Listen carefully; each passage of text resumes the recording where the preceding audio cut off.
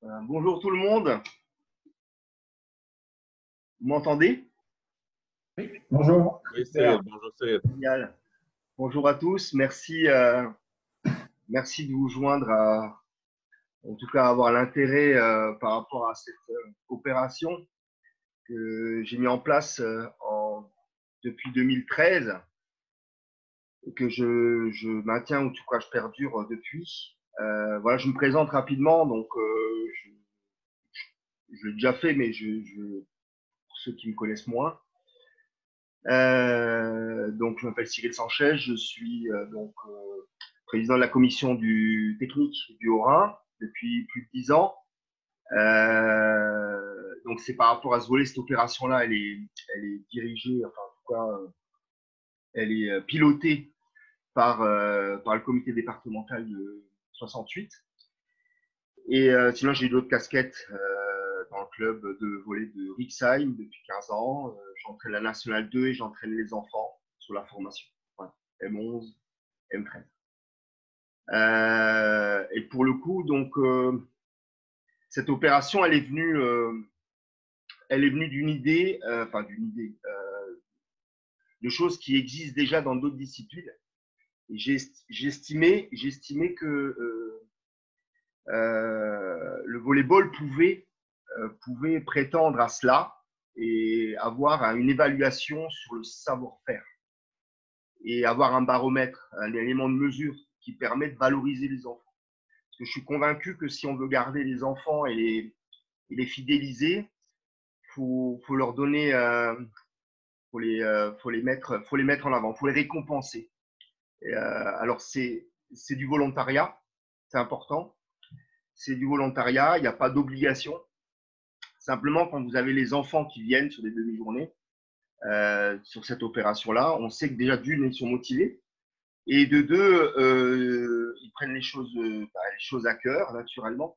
Et quand ils repartent avec des pins, parce qu'en fait, le but de la récompense, c'est des pins de couleur. On a appelé ça le passage des mires parce que je trouvais que la mire, on peut l'appeler autrement, ça s'appelle aussi une antenne, mais la mire a quelque chose de très particulier qui, en tout cas dans le sport collectif, est unique dans notre sport. Voilà. C'est un peu une signature que je voulais mettre en avant. Je me suis posé cette question-là, à savoir qu'est-ce qui pouvait nous différencier de tous les autres sports co. Voilà. Parce que les dimensions d'un terrain, d'un ballon, en tout cas la mire, c'est quelque chose de très particulier qui permet de, de définir un espace aérien. C'est la raison pour laquelle je suis parti là-dessus.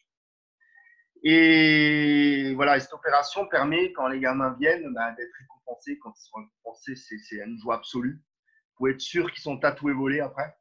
Et ça, c'est important pour notre sport, je pense.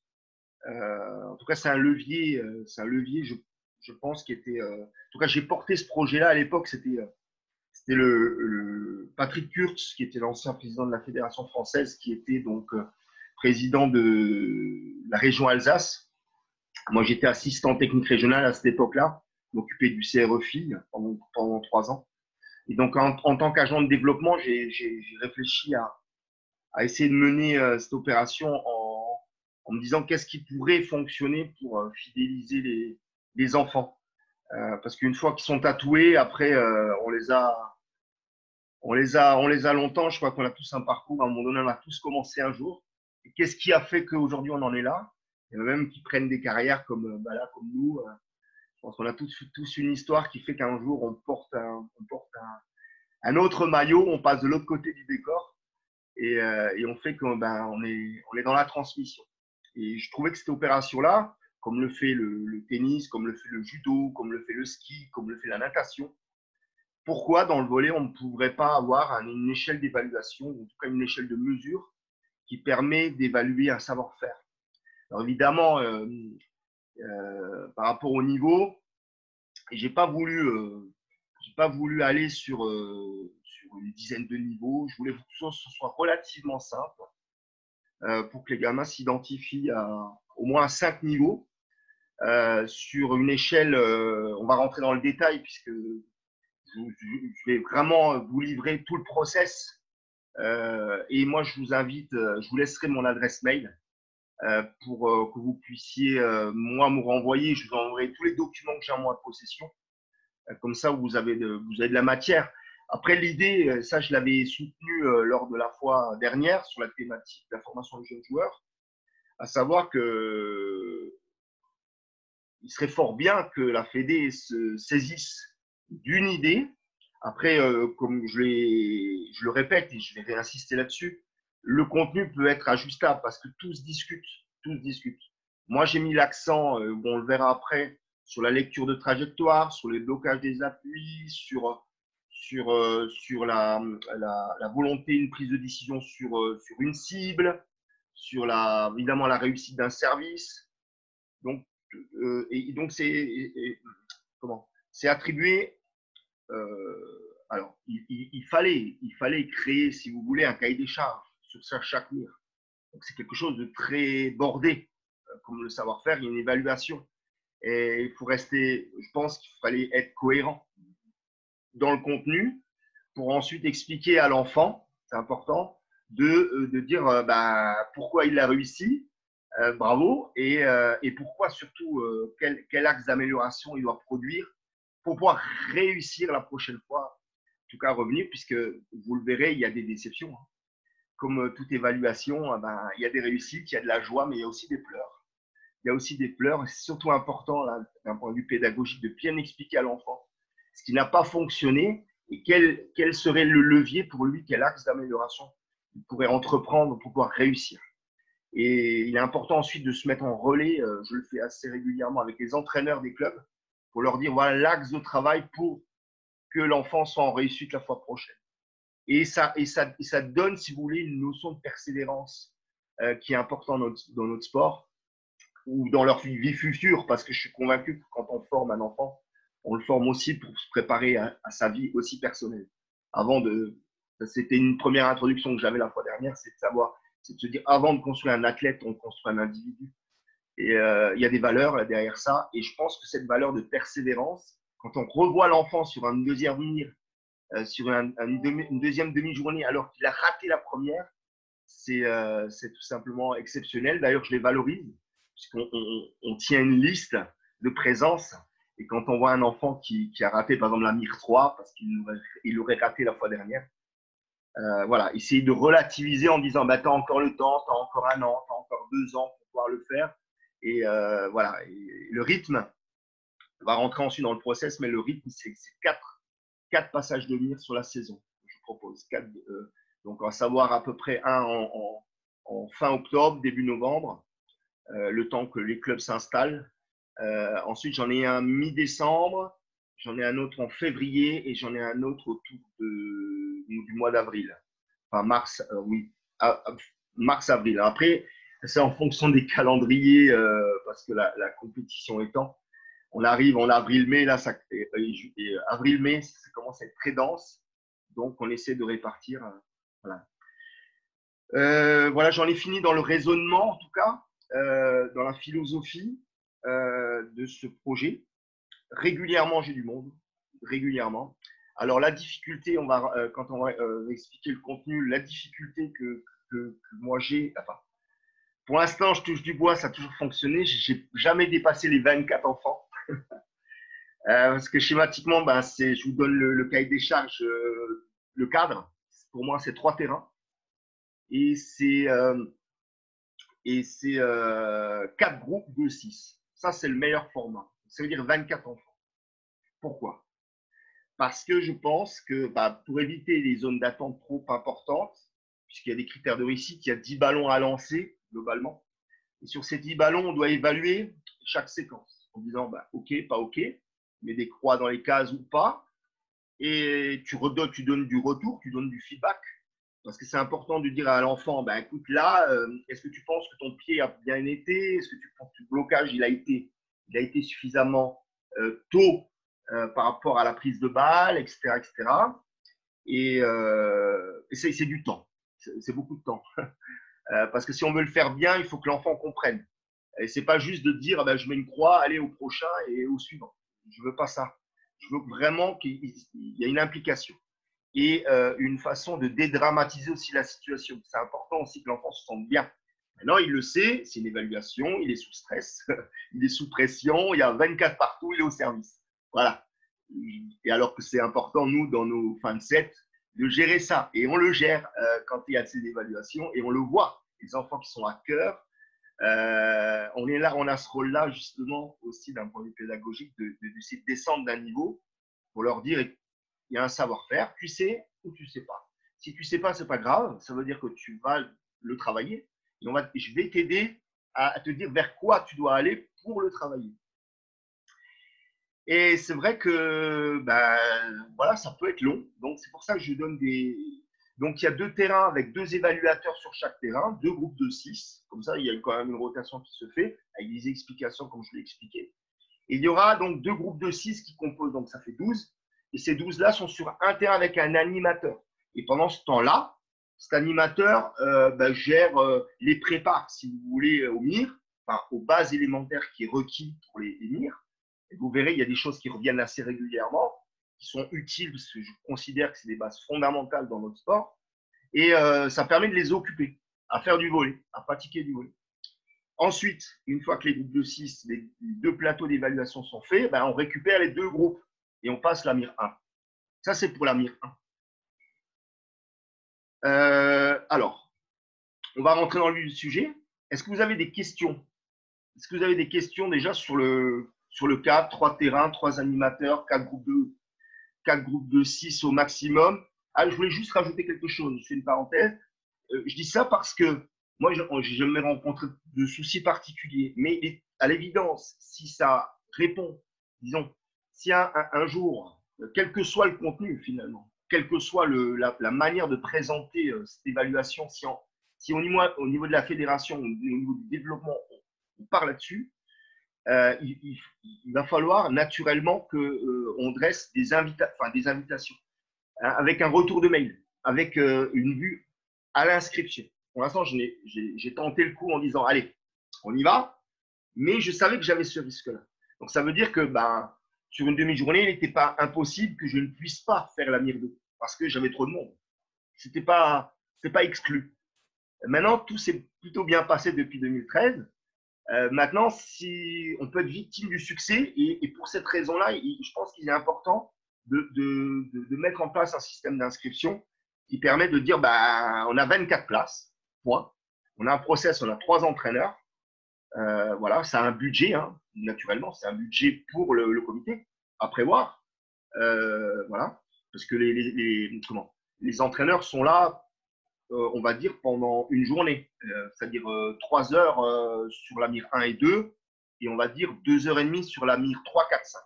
Voilà. Il y a moins de temps parce que naturellement, il y a un système pyramidal qui fait que tu as moins de monde, même si après, tu as d'autres qui reviennent sur la 3, 4, 5. Mais comme le niveau d'exigence est un peu plus élevé, on a plus d'échecs. Voilà, on a plus d'échecs. Et plus de réussite en MIR 1 et 2, donc c'est une grosse densité. Donc 5h30 de temps pour 3 entraîneurs. Donc il faut le budgétiser sur 4 journées, on va dire. 4 journées. Voilà. Est-ce que vous avez des questions sur le cadre? C'est juste, je voulais savoir sur quelle catégorie tu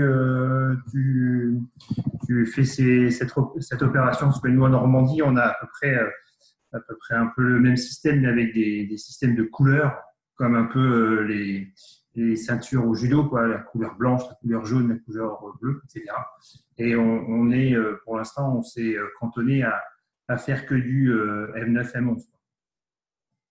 Alors, pour répondre à ta question, nous, on a mis en place, on a volontairement, on a voulu mettre en place ces catégories M11, M13. À savoir, la MIR 1, la MIR 2, la MIR 3, ce sont pour les catégories M11, M13, pour les deux. En sachant que le cahier des charges, naturellement, quand tu fais une évaluation, il est adapté en fonction de ce que tu vas rencontrer en match. À savoir 4,5 par 4,5 en M11, 7 par 7 sur les M13. Il y a une notion de cible sur la MIR 3 qui est un peu différente sur la position du passeur, puisqu'on joue à 2-2 en M11, et après sur une formule 4 avec une notion de pivot. Ensuite, la 4 et 5, on est sur des adaptations de terrain 7 par 7, c'est-à-dire que c'est des M11 qui pourraient être surclassés. parce qu'il y a une notion de prise d'élan. C'est-à-dire il y a une notion d'enchaînement. C'est-à-dire on rentre dans le volleyball pur et dur. Enfin, on rentre à partir de la 3, mais on est en 4, on est sur un système de relance simple à 10 doigts manchette, sur une notion de cible, avec un enchaînement et une prise d'appel. Prise d'appel avec feinte. C'est-à-dire une fenêtre. Je suis sorti du cadre de l'attaque, du smash. Je suis parti uniquement sur le fait d'aller chercher la balle le plus haut possible, avec le gauche-droite-gauche, le droite-gauche-droite, ou son droite et gaucher, et avec une fenêtre de feinte. Voilà. Ça, c'est pour la 4. Et ensuite, la 5, de la même manière, sur un format sur un terrain M13. Donc, en tout cas, les plus performants, les M11 les plus performants, sont déjà dans ce schéma. Ils jouent en 2-2, je ne sais pas si c'est votre cas, mais nous, c'est comme ça. On a des M11 qui jouent en M13, qui passent du 2-2 en 4-4. Donc, c'est évolutif. Après, en M15, on ne touche plus. C'est-à-dire que, alors, on peut avoir des exceptions sur des M9 qui sont surclassés en M11. C'est-à-dire qu'on considère l'entraîneur, comme il n'y a pas d'imposition, c'est l'entraîneur du club qui va dire un tel va au passage des mires parce que tu es prêt pour y aller. En sachant que la mire 1, elle démarre tout de suite par du service, par le bas. Donc, ça veut dire que si l'enfant est déjà en échec, l'entraîneur le sait, sur le service, je ne lui conseille pas, c'est d'ailleurs mon message, je ne lui conseille pas de venir. Parce que le gamin, en fait, c'est quelque chose sur lequel il va être sanctionné dès le départ. Même s'il a déjà une notion de lecture et de blocage, j'ai pris le parti au départ dans la création de ces évaluations, de considérer en tout cas qu'à partir de la mire 1, puisque c'est l'élément de départ d'un match, c'est le service. Et c'est aussi la raison pour laquelle que le critère de réussite uniquement sur la mire 1, je l'ai descendu sur 6, en sachant que toutes les autres, c'est 8 sur 10. Je considère que 8 sur 10, il y a une maîtrise, avec 2, effectivement, droit à l'erreur, quoi. Mais la mire 1, c'est vraiment la carotte. Mais si les gamins ils réussissent un service sur 5, ah ben l'entraîneur sait qu'il pourrait être en échec sur la mire 1. Et alors, je ne vous cache pas que quand le gamin il vient et qu'il n'a même pas la mire 1 et que les copains ils repartent avec leurs pins, tu as un rôle important. C'est-à-dire un rôle avec l'entraîneur, avec les parents et avec le gamin. Parce que des pleurs, il y en a. Il y en a, mais les gamins comprennent. C'est ça qui est important. Voilà. Ils savent que le service, pour nous, en tout cas dans ce schéma d'évaluation, il est important au départ. Je ne sais pas si j'ai répondu à ta question, Cyril. Si, impeccable. Très bien. Vous auriez d'autres questions sur le cadre. Après, je vais parler du contenu sur le petit livret et je vais vous lister en gros ce que j'ai indiqué dans les items, dans les savoir-faire. Bonjour Cyril. Oui, bonjour Stéphane. Déjà, ça me fait plaisir de te revoir. Ça me rappelle des bons souvenirs. Le club de Puy-Laurent l'année dernière. Moi, j'ai une petite question. J'ai une petite question. Si jamais le comité il s'empare pas du passage des mires ou quel que soit l'autre nom, est-ce que ça serait pertinent au sein du club d'organiser ça au sein du club, de faire quelques petites journées avec les enfants pour qu'eux aussi, à l'intérieur du club, ils puissent bénéficier de ce genre de choses? Est-ce qu'il y a une pertinence selon toi ou pas? Alors effectivement, c'est bien. Moi, toutes les actions, en tout cas d'opération allant dans le sens de la valorisation des enfants, pour moi, que ce soit au niveau comité, puisqu'effectivement, il y a une notion de budget, je ne le cache pas. Après, on va en parler, une notion de budget financier, je vais tout vous donner. Je vais vous dire ce que ça coûte pour le Haut-Rhin. C'est ce que j'ai vendu en Alsace, puisque le Bas-Rhin, avec Jean-Baptiste Ebner, qui était mon homologue dans le Bas-Rhin, parce qu'on avait en fait un emploi coupé en deux, c'est le demi-temps. Lui, il faisait ça dans le Bas-Rhin, parce qu'on avait la chance, on avait la chance. À l'époque, maintenant, on est en grande région. Mais l'Alsace, c'était 2 départements, un peu comme la Corse. Ce qui fait que sur le développement, c'est plus facile, il y a moins de kilomètres à faire. Voilà, je ferme la parenthèse.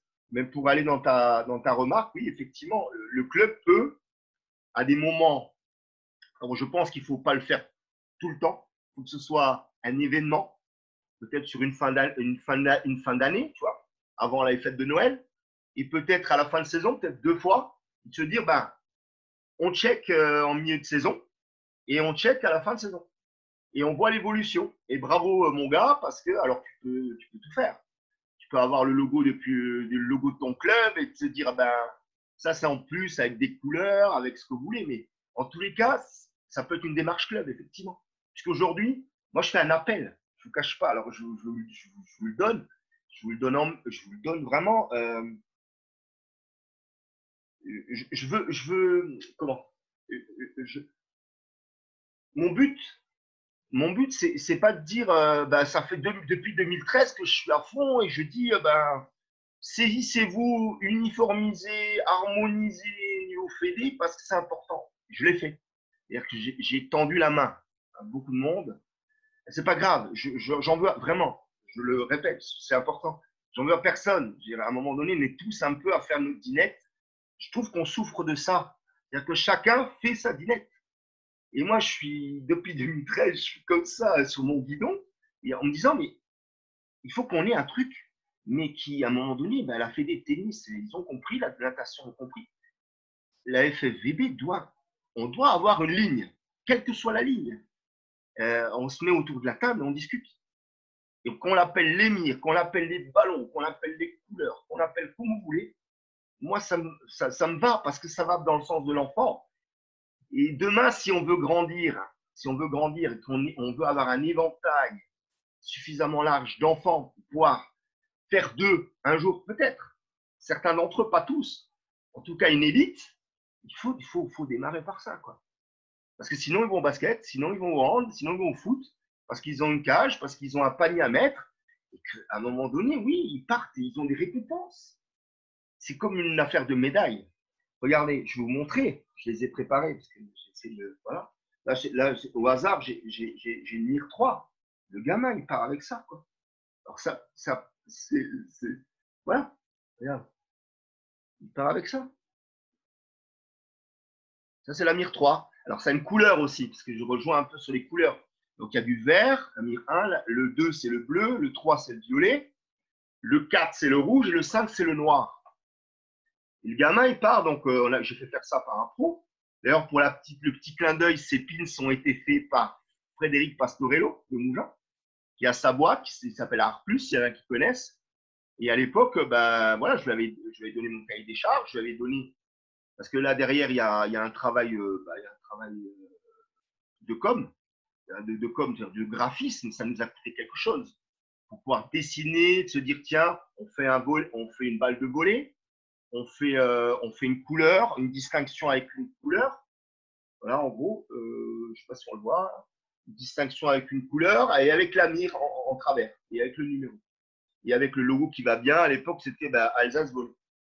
Mais ça pourrait s'appeler FFVB. D'ailleurs, j'ai fait une matrice avec écrit FFVB en disant, j'ai envoyé, j'ai donné. Parce que je suis convaincu que, quelle que soit la manière, on est juste. Alors, j'entends, tous les projets sont bons. C'est vrai que si le comité ne vous suit pas, si la Fédé aujourd'hui ne saisit pas, c'est pas grave. Mais effectivement, je rejoins Stéphane, vous pouvez le faire dans votre club. On peut le faire, là j'entends, en Normandie, vous le faites avec des couleurs. Je sais que dans les Flandres, il y avait une opération ballon. Je sais que Nicolas Sorabré a fait le prime volley. Je trouve qu'il est un peu différent parce que, si vous voulez, tous les paliers, je ne sais plus s'il y en a 14, mais tous les paliers sont différents. Là c'est vraiment une évaluation sur du one shot avec une notion de stress et de stress volontaire. Se dire, est-ce que tu sais ou est-ce que tu ne sais pas encore? C'est ça la question. Voilà. Je ne sais pas si j'ai répondu à ta question, Stéphane. Je suis un peu bavard. Hein. Si, super. Super, merci Cyril. C'était très clair. Est-ce que vous auriez d'autres questions avant de rentrer dans le contenu? Oui, moi j'aurais une question. Oui, bonjour, ouais. Bonjour à tous. Moi, je vais rebondir sur ce que vient de dire Stéphane, parce que nous, on est en train au club de Pipriac, là, chez nous, dans le 35, on est en train de mettre ça en place avec mes collègues. Et en fait, nous, l'intérêt, c'est la fidélisation du jeune joueur. C'est-à-dire que, par exemple, sur la Mir 1, tout à l'heure, tu parlais qu'il fallait déjà savoir servir par le bas. Et nous, en fait, on veut mettre en place un système où les enfants, parce qu'on a des séances d'entraînement où ils sont 20 à 24, M9, M11 mélangés. Et en fait, pour qu'ils puissent travailler par niveau. Et en fait, qu'ils puissent mettre des mots sur leur niveau. Parce qu'ils ne savent pas pourquoi ils sont sur le terrain moyen, fort ou faible.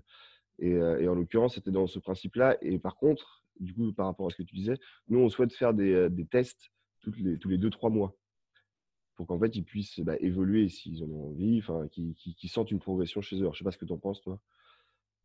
Alors, c'est ce que je disais au préalable à Stéphane, c'est-à-dire que pour moi, tout l'échelle des évaluations, si dès le moment où vous êtes. Le truc, c'est d'être cohérent et de tenir un cadre d'équité quand on fait une éval. C'est pas de se dire c'est à la tête du client et de se dire toi comme ça, en fonction des relations. C'est important d'être droit et de dire, d'accepter de se dire là, tu l'as pas parce que à un moment donné, tu dois travailler telle ou telle chose. Voilà. C'est des explications derrière. C'est pas parce que le gamin il pleure que tu dois lui donner. Ça, c'est le piège. Vraiment. Et que ce soit au club, au comité, à la région, à la fédé. Ça, c'est le piège. Il faut être juste. Il faut essayer d'être le plus juste possible et de donner les bonnes explications. Ensuite, moi, je suis vraiment opposé au côté faible et fort. Sortir de ce schéma faible et fort. Alors, évidemment, les gamins ne sont pas bêtes. MIR 1, MIR 2, MIR 3, même si le contenu est différent, il y a une notion de savoir-faire. Mais je sors du schéma faible et fort, ou moyen. Voilà, c'est une affaire de temps. Un gamin qu'on pourrait considérer entre guillemets faible, demain, il va être peut-être plus fort que celui qui est fort à l'instant T. Ça, pour moi, n'a pas. Il y a tellement de paramètres qui rentrent en ligne de compte, physique, cognitif, etc. Mais les évaluations, moi, je suis d'accord avec toi, Ewen. Mais il faut attention au piège de l'équité, de la, je sais pas comment on dit, l'iniquité. Le piège de l'iniquité. C'est important de mettre un process club qui tienne la route et avoir la personne de référence. Je pense qu'il ne faut pas avoir non plus 36 personnes qui se relaient. Quelqu'un qui a une notion de maîtrise.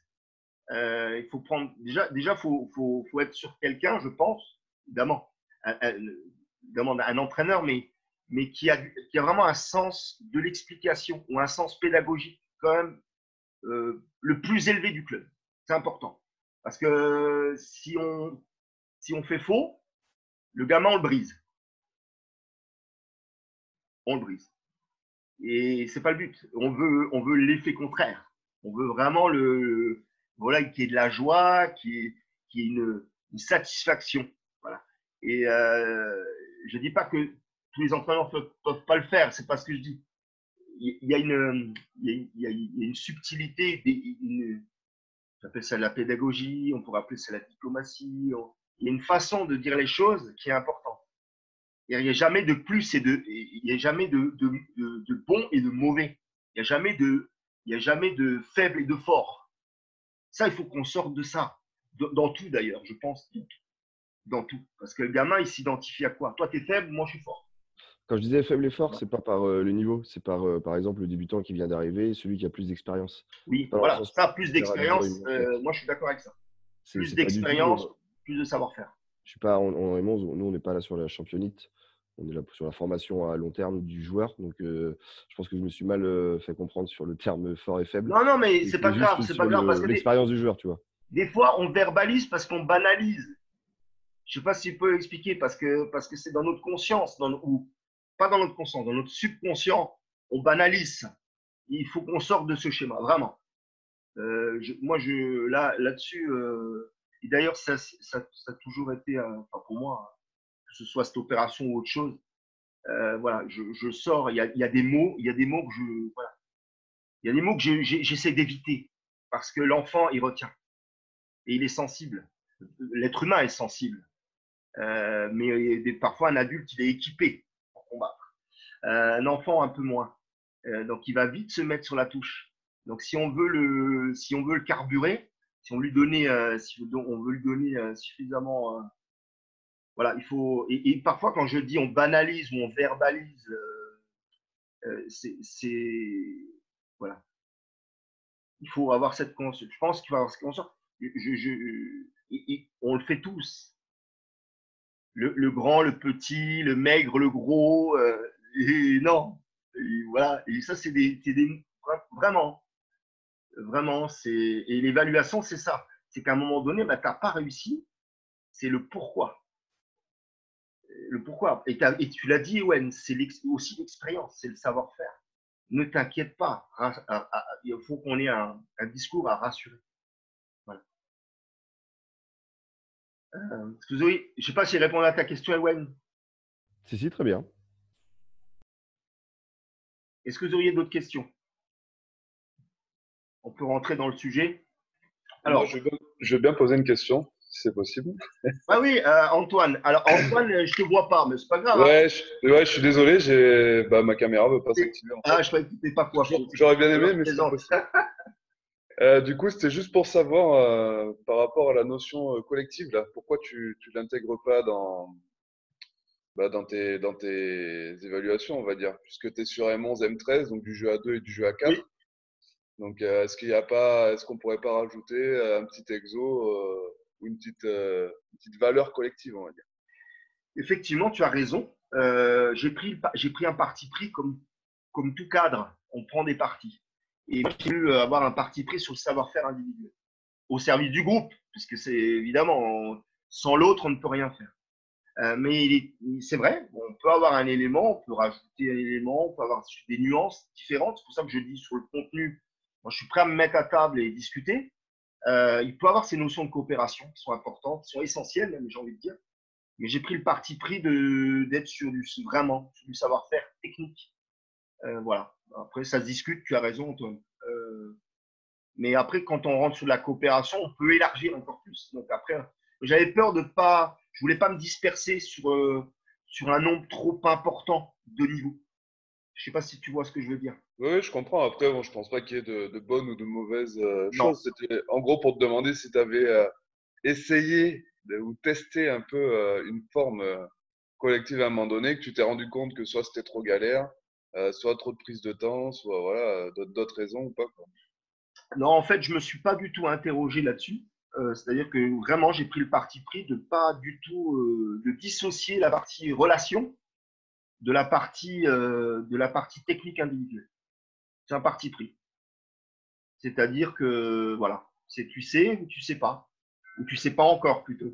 C'est pas que tu sais pas, c'est que tu sais pas encore. Et la notion de coopération, c'est quelque chose qui pourrait être développé peut-être dans un autre schéma, dans d'autres valorisations. Il y a tellement de paramètres qui rentrent en ligne de compte. D'ailleurs, ça a été abordé à nombreuses fois sur les conférences leadership. Cette relation qui permet de faire briller l'autre, qui est essentielle dans notre sport. Voilà.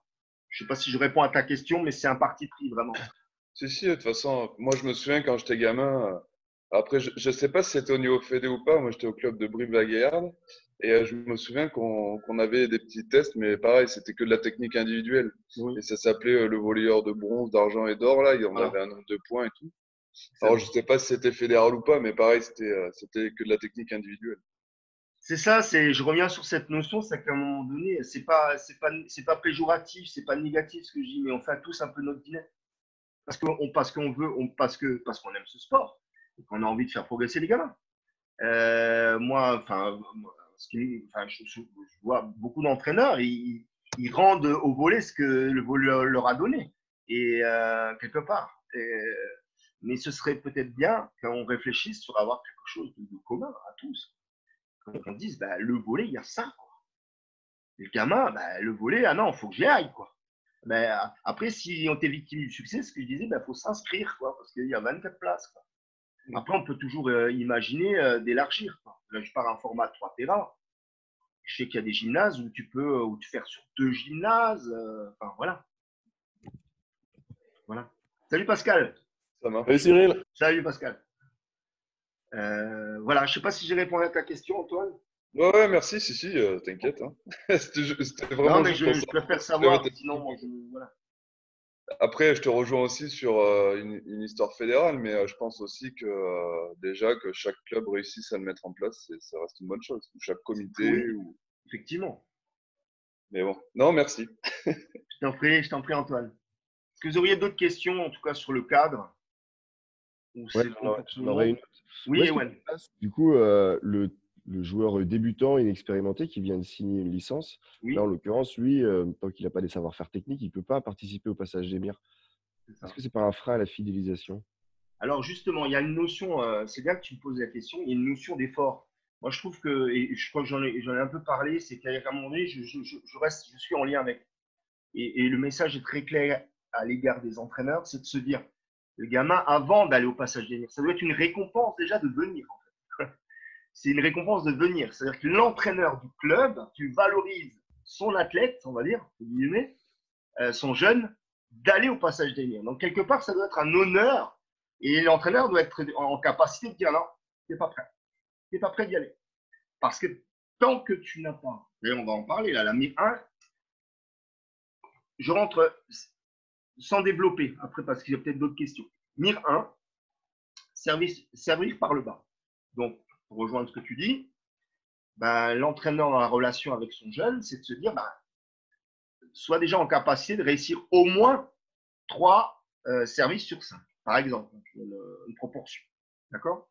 Qui permettrait de te mettre toi dans le risque ou en danger ou sortir de ta zone de confort pour, en tant qu'évaluation, dans la concentration, de réussir cela. Et ensuite, il y a une notion de lecture de trajectoire. Alors, lecture de trajectoire en avant et en arrière. C'est-à-dire un lancer court, il sert, un lancer court, le gamin il vient, bloque ses appuis et il bloque la balle au niveau des genoux. Donc, il y a une notion de blocage avant de bloquer la balle. Donc, blocage des appuis, blocage de la balle. Mais le blocage de la balle se fait juste après le blocage des appuis. Donc, ça, c'est une notion derrière vers l'avant.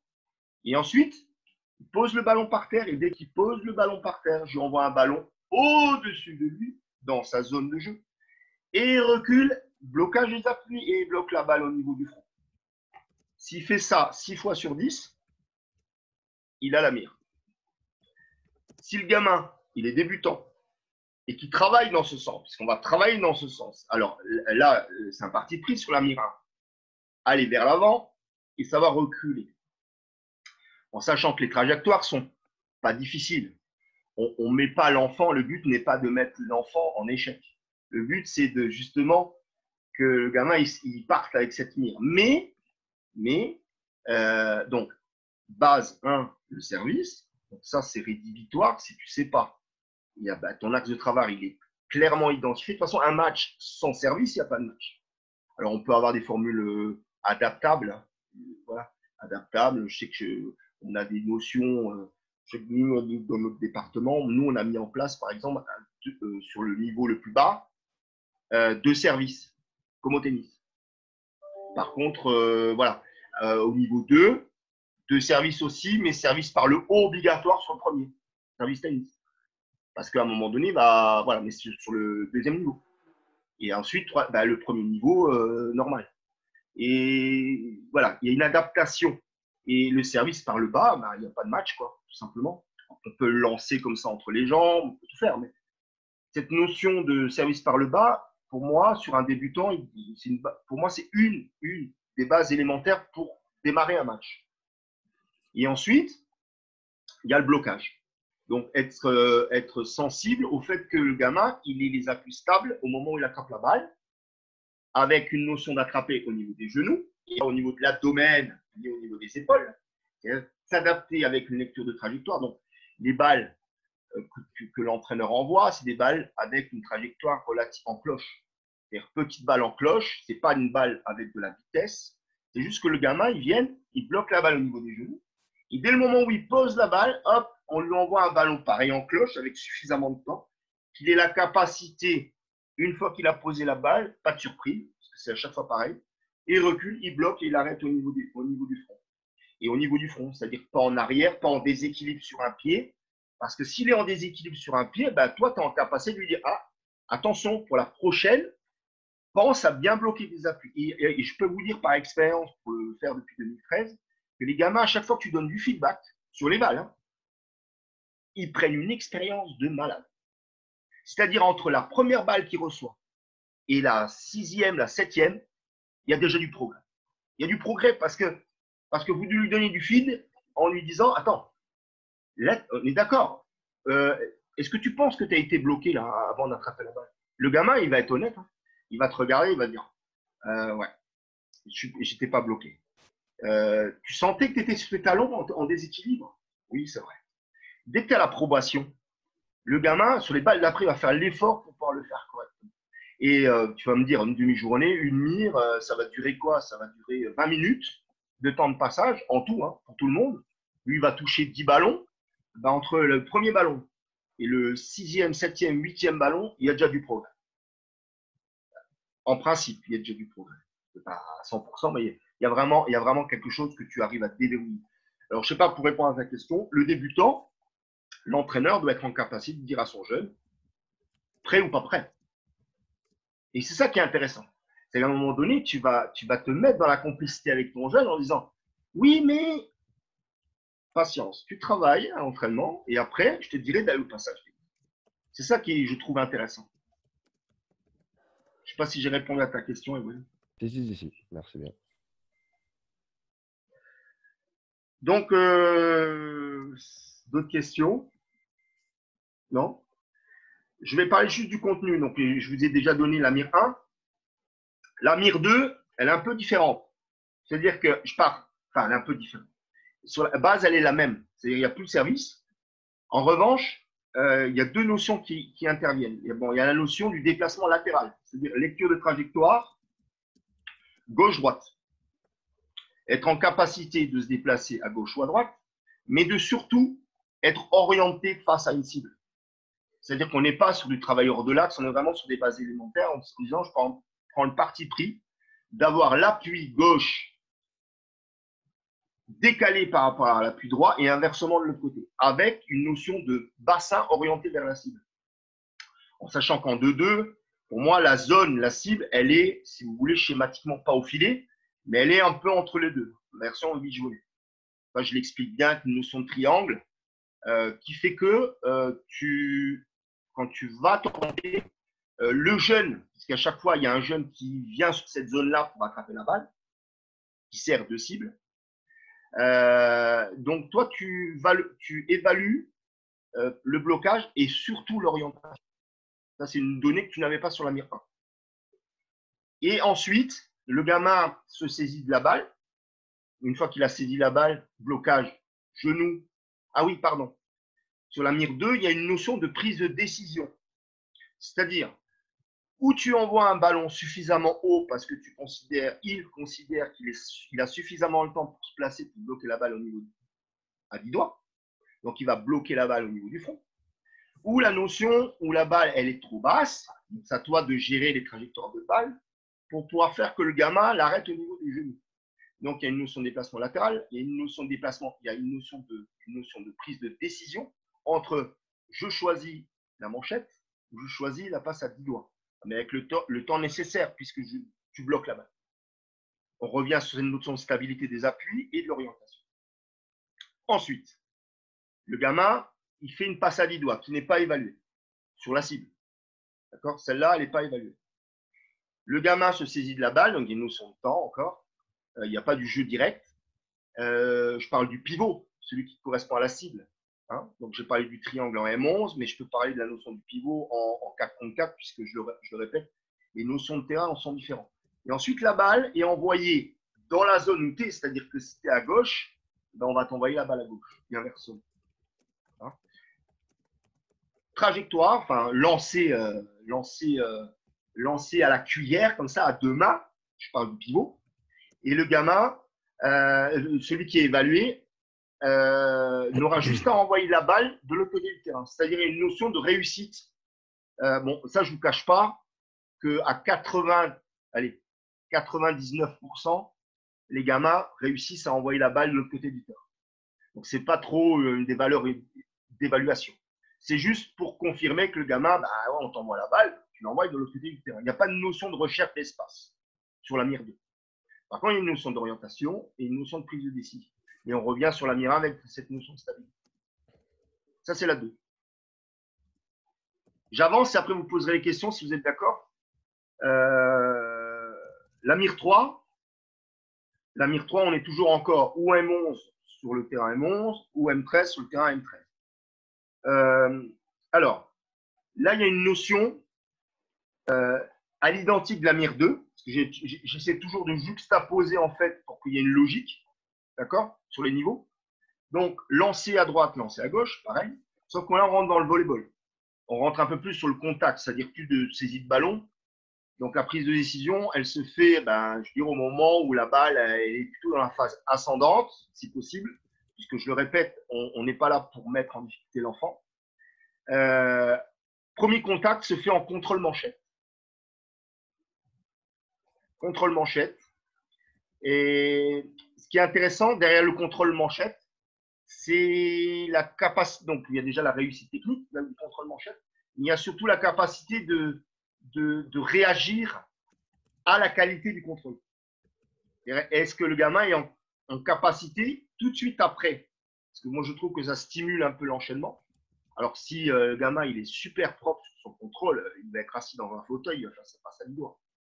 Mais c'est souvent le cas, vous remarquerez, vous le savez, c'est que le contrôle n'est pas toujours parfait. Il est un peu à droite, il est un peu à gauche, devant, derrière. Il y a cette notion de réaction derrière le contrôle qui fait que le gamin va devoir s'ajuster à la situation et de produire une passe à 10 doigts orientée. Et c'est ça qui est évalué.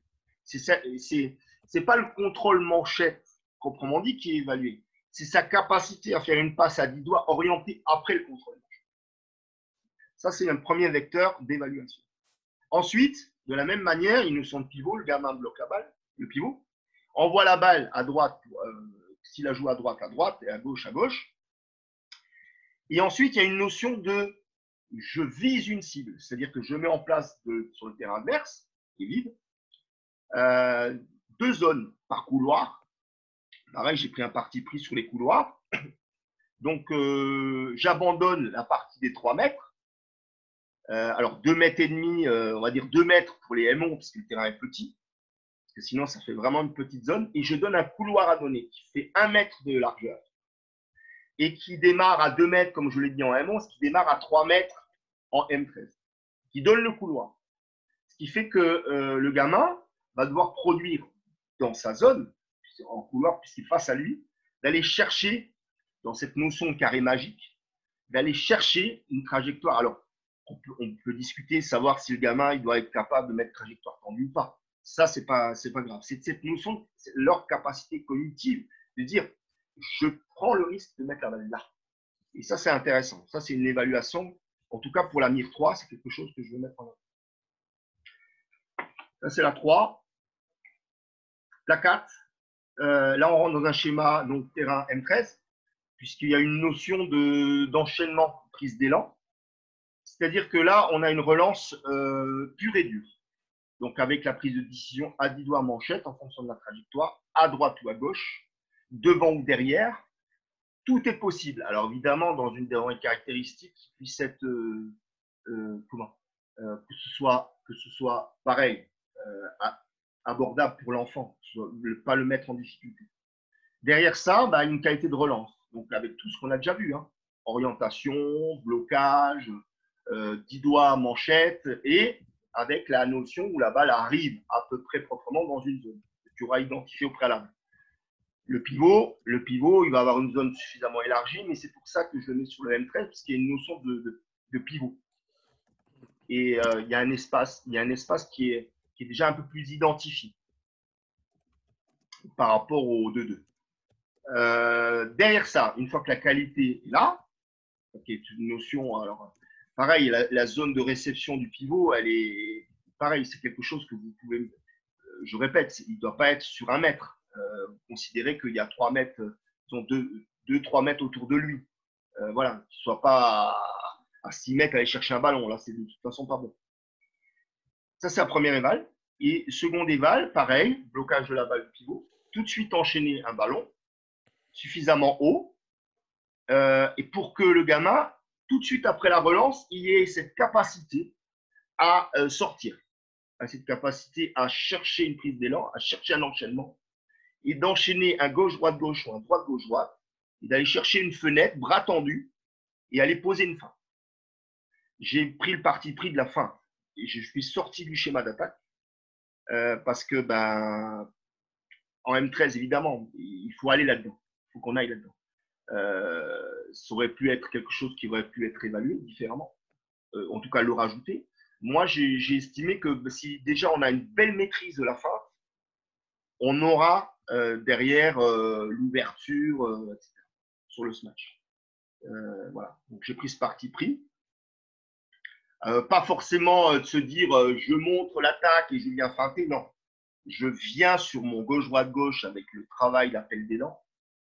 Et je viens chercher ma fenêtre et poser ma balle avec bras tendu. Ça, c'est évalué. Ça, c'est évalué. Voilà, ça, c'est la 4. Et enfin, la 5, on casse tout. On casse tout. Et on est dans un autre schéma. C'est-à-dire que là, maintenant, on casse tout. Je m'entends dans le volet. Service par le haut. 7 mètres. Service tennis, pardon. Tu lances, tout de suite après le service, tu lances un ballon dans la zone de passe. Le gamin doit être orienté, faire une passe à 10 doigts, attaquable en 4, enfin attaquable à l'aile, face à lui. Deuxième ballon, il vient de faire sa balle à l'aile, face à lui. Deuxième ballon, tu lances un deuxième ballon, passe arrière. Tu évalues si ce sont des ballons, après le service par le haut, si ce sont des ballons qui puissent répondre en fonction de, pareil, je ne cherche pas forcément la balle parfaite, mais une balle avec suffisamment de hauteur, avec une profondeur par rapport au filet suffisamment intéressante pour que ce ballon puisse être attaquable. Donc, il y a une notion, une réelle notion de passeur après le service. C'est un parti pris aussi pour être le plus polyvalent possible. Pour moi, ça correspond en tout cas à savoir faire une passe. Tout le monde doit savoir faire une passe. Et pour moi, ça doit répondre à un éventail suffisamment important techniquement pour que le gamin, une fois qu'il a les 5, il y en a quelques-uns dans le département pour nous, voilà, répondre à ces bases fondamentales. Donc, MIR 2, MIR 3, MIR 4, MIR 5, c'est 8 réussites sur 10 évaluées. Et la MIR 1, c'est 6 sur 10. J'en ai fini. Voilà, ça c'est le contenu. Je peux vous envoyer le cahier des charges que j'ai dessiné à l'époque. Mais pareil, tous discutent. Pourquoi la feinte et pas le smash, on peut discuter. Pourquoi la MIR 5, le focus sur la passe, sur les orientations, sur la qualité, le résultat en fait de la passe. On peut discuter de tout. Le service, oui, par le haut. Le gamin, il sert par le haut. On peut définir. On peut aussi définir le gamin qui fait du lancer du poids et qui réussit ce service avec une ballon qui fait 12 mètres de haut et qui arrive dans le terrain adverse. Oui, j'en ai pas eu. De la chance, j'en ai pas eu. Mais ça peut être un résultat qui ne doit pas être en adéquation avec la formation. Donc, c'est pour ça que peut-être il y a des choses à affiner. L'idée de passer de la MIR 4 à 5 sur un terrain 4-4, c'est quelque chose qui a évolué. Parce qu'au départ, tout c'était M11 en terrain M11, M13 en terrain M13. Sauf que le M11 passe arrière, qui n'y est pas. Bon, je ne l'ai jamais vu. Ça peut exister, mais je ne l'ai jamais vu. Si, pour envoyer un ballon de l'autre côté. Mais pas pour faire une passe. Changement de zone, toi, comme au beach. Voilà un peu l'idée. Alors, si vous avez des questions, je suis prêt à y répondre. Pas de souci, ça me fait même plaisir.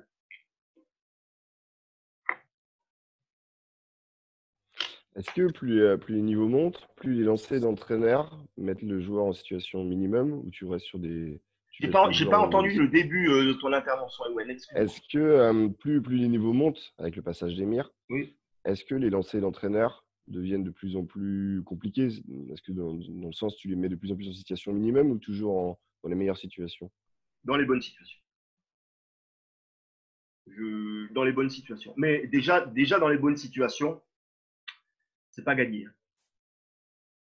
C'est-à-dire quand je dis c'est pas gagné, voilà, la 4 et la 5, elles commencent à être costauds à obtenir. Par contre, si tu es joueur ou joueuse performante, il n'y a pas de problème. On n'est pas là pour casser du bois. Hein. Après, sur le petit détail, le petit doigt, le truc, non. Globalement, il y a réussite. S'il y a réussite, mais pas en grande difficulté sur les lancers. Ce qu'on peut faire, par contre, pour aller dans, je ne sais pas si je l'ai dit, oui, c'est de se dire la trajectoire, dans sa prise de décision, elle est importante qu'elle soit très haute pour voir s'il est en capacité de venir là, ça c'est important, ou un peu plus basse. Mais dans plus basse, ça ne veut pas dire vite et à ras du filet. Ça non. C'est de se dire, oui, tu vois qu'elle est plus basse, une trajectoire aplatie. Et par contre, quand tu veux voir que sa prise de décision, c'est à 10 doigts, tu envoies une montagne, je m'entends, mais que le gamin, il voit, tu fasses la différence entre les deux. Voilà, c'est peut-être juste la différence. Ça veut dire aussi que tu peux te permettre du coup d'être un peu plus exigeant sur le critère de réussite, quoi. C'est-à-dire qu'il faut vraiment, enfin, les gamins ne sont pas trop en difficulté au départ de l'action, il faut vraiment que leur ballon ne mette pas le partenaire suivant en difficulté. Oui, c'est ça, c'est qu'après, ce que moi je pense évoluer, c'est les résultats. Alors, il y a une base, évidemment, hein, parce qu'on l'a dit, il y a la stabilité, il y a l'orientation, mais surtout le résultat. C'est-à-dire que, voilà, si la balle, sur sa relance, avec une précision, passe à 10 doigts ou manchette, si elle est à 6 mètres, si elle est en recul près du poteau ou autre, ça ne va pas. Et il doit y avoir une exigence. Évidemment, après, on pourrait évaluer le relâchement, la finition, il y a plein de choses. Maintenant, on voit même sur des carrières pro, il y a des joueurs qui sont pas, qui font des manchettes dont on t'apprend ta manchette là ou là, main droite, main gauche, et il y en a, ils sont comme ça. Et non, et pourtant, c'est pas dans les cahiers déjà, et il y en a qui font de très belles manchettes. Je connais bien Georges Illier, il est comme ça. Georges Illier, il en a ouverture, ils connaissent peut-être. Et voilà, voilà. Je sors moi du cadre de se dire il faut qu'on fasse ça.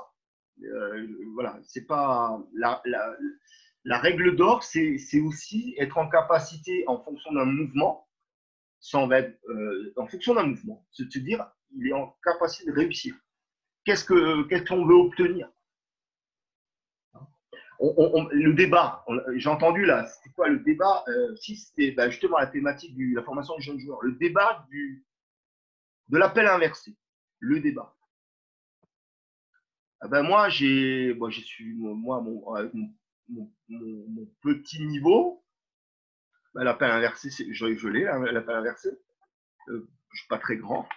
Par contre, en deux, je rendais mal à la tête à tout le monde parce que j'étais block-out sur block-out. Odette Ndiaye, que vous connaissez, de Nantes, équipe de France, appel inversé. Qu'est-ce qu'on fait? Et pourtant, ça peut être une force. Alors, c'est sûr que sur les corrections, la biomécanique, on va rentrer dans le process de se dire il y a un déséquilibre, bassin, tête. Rybajewski, le papa, Miroslav, qui est dans notre région, appel inversé, équipe de Pologne. Tout se discute. Donc, c'est à un moment donné, il faut sortir de se dire moi, je suis le fakir avant le fakir, je ne sais pas comment on dit, il y a une expression qui dit ça. C'est le résultat on peut discuter de tout. Mais si le résultat, il est propre parce que tu fais ta manchette comme ça, ben fais ta manchette comme ça, mon coco. Si tu es un peu en percussion et que ta balle, elle arrive à chaque fois dans les mains du passeur, si pour toi, ton hors de l'axe, depuis petit, c'est hors de l'axe, moi, je ne lui enlève pas. Moi, je ne lui enlève pas. Les choses instinctives et innées, dès le moment où ça produit un bon résultat, je ne le bride pas. Enfin, c'est mon parti pris, encore une fois. Mais je crois qu'il faut aller à l'efficace, il faut aller à l'efficience, il faut aller dans le plaisir aussi. On est tous différents. On est différents, nous, on le voit bien. Biologiquement, on est différents avec ce qu'on vit. D'un point de vue biomécanique, même si on a 2 bras, 2 jambes, on n'est quand même pas fichu de la même manière. On n'a quand même pas notre repère spatial, notre repère d'anticipation. Nos aspects cognitifs sont différents de l'un à l'autre. Notre vision est différente. Donc, ces évals, elles sont tournées par rapport à ça. Il y a un côté global, il y a un côté général. Et pas un côté de se dire ton petit doigt, ton pied, machin. Je ne sais pas si je réponds à ta question, Mathieu. Oui, enfin, je suis un peu parti, moi, je suis un peu parti. C'est ça, tu es même allé plus loin, mais, je pars moi, je suis d'accord avec ça. Mais dans mon club, on n'est pas tous d'accord. Hein. Voilà, certains, il faut que ce soit le geste comme ça. Et moi, je dis, je m'en fous du geste comme ça. Alors oui, on va essayer de donner ces clés-là du geste comme ça pour arriver à une trajectoire, quelque chose. Mais ouais, non, moi, je suis pleinement d'accord avec ce que tu dis. Je vais te donner un exemple. J'ai bossé avec Laurence Placement au Pôle Espoir. Et c'était justement la transition de la base 1, base 2. Et il y avait un cahier de charge, il y a des prérequis sur la manière d'aller de base 1 en base 2. J'ai vécu la transition. Aujourd'hui, c'est le plus vite possible. C'est pas ouverture de bassin, pas croisé, et placé, allégé. Plus, en tout cas. À moins que vous me contredisez. Mais aujourd'hui, cette transition, je l'ai entendue. Le plus vite possible. En reculant, ça va aussi. Donc, on voit bien qu'à un moment donné, on est en pleine mutation et qu'il faut se concentrer pas sur je pense que, il faut faire que, parce que j'ai dit que, il faut sortir de ça. On est dans un sport où justement, il faut aller à l'essentiel. Faut aller à l'essentiel et il faut aller sur le résultat. Voilà. Après, on ne peut pas non plus s'écarter à 100% parce qu'on est bien d'accord qu'on est sur des nuances, on est sur des subtilités. Voilà. Mais des fois, la subtilité tue le résultat, c'est mon avis. Si on brille de trop, voilà. Si on brille de trop, on tue un résultat. Non, mais notre rôle à nous, c'est de dire une des options pour aller le plus vite possible, c'est ça. Et voilà, si tu en trouves d'autres qui fonctionnent, ben vas-y. C'est ça. Ah, je connais bien Pascal un peu. Bon, voilà, je connais Pascal. Est-ce que tu peux me donner ton avis là-dessus? Parce que ouais, là, je vois, parce que j'ai mis les commentaires après sur le côté. Donc, je suis à quelques kilomètres d'Ewen là. Et du coup, il dit évidemment l'intention plus importante que la technique. Et évidemment, je ne sais pas si tu te rappelles le petit papier que j'avais donné aux filles quand on était en stage par chez toi. Merci d'ailleurs, parce que je te le dis souvent, merci. Merci quand même, parce que tu fais partie des entraîneurs qui ont fait que on devient ce qu'on est finalement grâce à des… Et ce moment-là, il a été très riche pour moi. Ouais, je m'en rappelle encore. Et, mais toi, ce papier-là, dedans, c'était quand même pour chaque geste, il y avait le service, l'attaque, etc. En situation jouée, en situation collective. L'objectif, à chaque fois, c'était qu'est-ce qu'on a comme intention et quels sont vraiment ce qu'on doit faire en match pour réussir. Après, le service, l'objectif, c'était d'en avoir un sécurité et un pour taper l'adversaire. Celui pour taper l'adversaire ne sera jamais le même d'un joueur à un autre. Il y en a qui vont servir se matcher, il y en a qui vont avoir un sauté. Le sauté, il y en a qui l'ont en appel inversé, justement. À la rigueur, s'il le met dans la zone voulue, quel est le plus important? C'est l'intention qu'il a mis dans sa pratique, quoi. Donc, et sa capacité à le reproduire plusieurs fois. Voilà, c'est ça. C'est sûr que s'il a réussi en faisant un geste pourri, mais qu'il l'a réussi une fois dans sa carrière, peut-être qu'il vaut mieux qu'il fasse un autre geste. Mais après, je suis d'accord. Comme tu parlais justement sur le recul entre la base 1 et la base 2, je pense qu'à la base, il y a quand même à la base, je vais faire que de dire le mot base. Il y a quand même une base à donner au départ. Après, le jeune, s'il acquiert, on va dire, la bonne technique, tant mieux, il est dans le moule, etc. Par contre, si on voit qu'il est pas à l'aise ou qu'il réussit autrement, c'est là où on doit être capable de se dire non, on le laisse faire parce que dans tous les cas, il arrive au bon résultat. Donc, c'est pour ça que par rapport, je vais revenir sur le sujet du passage des mires. C'est pour ça que j'ai tenté c'est pour ça que je suis parti un peu avec en réponse par rapport à Mathieu. C'est pas, on va pas chipoter en fait, on va être sur le résultat pur et dur par rapport aux gamins. Voilà. Oui, là tu veux voir s'il a réussi à faire une action de jeu, pas s'il a réussi à faire une technique pure. Je pense que c'est ça le passage des mires. Pour l'avoir vu dans les premières années, justement. Ouais, tu as connu les débuts. Donc, mais je l'ai adapté parce qu'à un moment donné, toutes les choses s'adaptent. C'est pour ça, sur le contenu, il y a plein de choses qui peuvent apparaître. Oui. Là, il y a plein de choses qui n'apparaissent pas. Déjà, le smash n'apparaît pas, mais il faut y apparaître. Je pense que c'est des choses, par exemple, nous, on a une journée en Bretagne qui pourrait un petit peu ressembler à ça, où justement, je ne sais pas si Ewen t'en a peut-être parlé avant, je ne sais pas. Non, tu n'as pas parlé. Où justement, bah, ils doivent réussir à faire tant de services, voilà, et puis à la fin, il y a un podium sur les jeunes, etc. Mais je pense que c'est un petit peu dans la même idée. Dans tous les cas, l'objectif, c'est que le gamin, il ait des compétences au fur et à mesure et qu'il puisse comprendre qu'il est passé des paliers. Et donc, du coup, 1, 2, 3, 4, 5, et ben, au moins, il comprend qu'il a passé des paliers et qu'il a progressé. Après, quoi qu'on mette dedans, voilà, il faut faire une passe avant, comme ça. Peut-être que dans une autre région, ils vont dire ouais, non, on pourrait plutôt faire de la défense. On sait rien. Voilà, chacun met ce qu'il veut dans son passage de mire. Quoi. En Ou tout de la cas, basket. Quoi. je suis Ouais, il veut convaincu que faire de la basket. il y a une notion de savoir-faire, mais une notion vraiment de valorisation. Et après, les gamins sont fiers, de réussir, sont fiers de. Voilà, et tu les mets dans une situation de vraiment on cherche toujours à savoir comment les mettre dans une situation de stress quand tu veux gagner un match. C'est jamais facile de le mettre en situation d'entraînement. Le C'est passage l'évaluation. les gamins, ils sont à bloc, hein, ils apprennent. Il y a un apprentissage là-dessus quand tu les retrouves en match qui est génial. C'est génial. C'est une sorte d'évaluation du coup, qui apporte un petit peu de stress, évidemment. Alors, vous imaginez si c'est la Fédé qui prend ça en main, quel que soit le nom, c'est dire, putain, maman, tu crois, je peux, d'avoir l'entraîneur, moi j'aimerais bien, je suis prêt, il va, et c'est la Fédé qui organise. Tu vois, enfin, c'est génial, ça peut être génial, ça peut être top. Après, toi, c'est fait qu'au niveau de ton département ou au niveau de ta région? Alors aujourd'hui, je vais être franc en jeu avec vous. On n'a pas parlé de financier. À l'époque où c'était l'Alsace, de département, on a lâché le budget.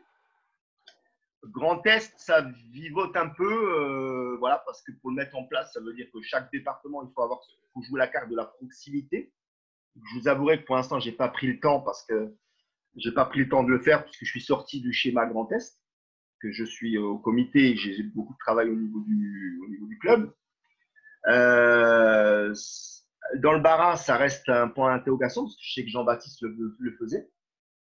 Aujourd'hui, cette saison encore, aujourd'hui, je suis cantonné au 68. Voilà. Je fais le village gaulois parce que regarde, parce qu'il me reste des carnets, il m'en reste. Et regarde, et il me reste des pins. Tu vois. Voilà. Et qu'à un moment donné, dans 2-3 ans, je vais être à épuisement, je le dis, et que là, pour le faire, hein, c'est les carnets, la créa, les pins, il faut faire un chèque. Oui, bah oui. Et à l'époque, la Ligue d'Alsace, ça fait un chèque.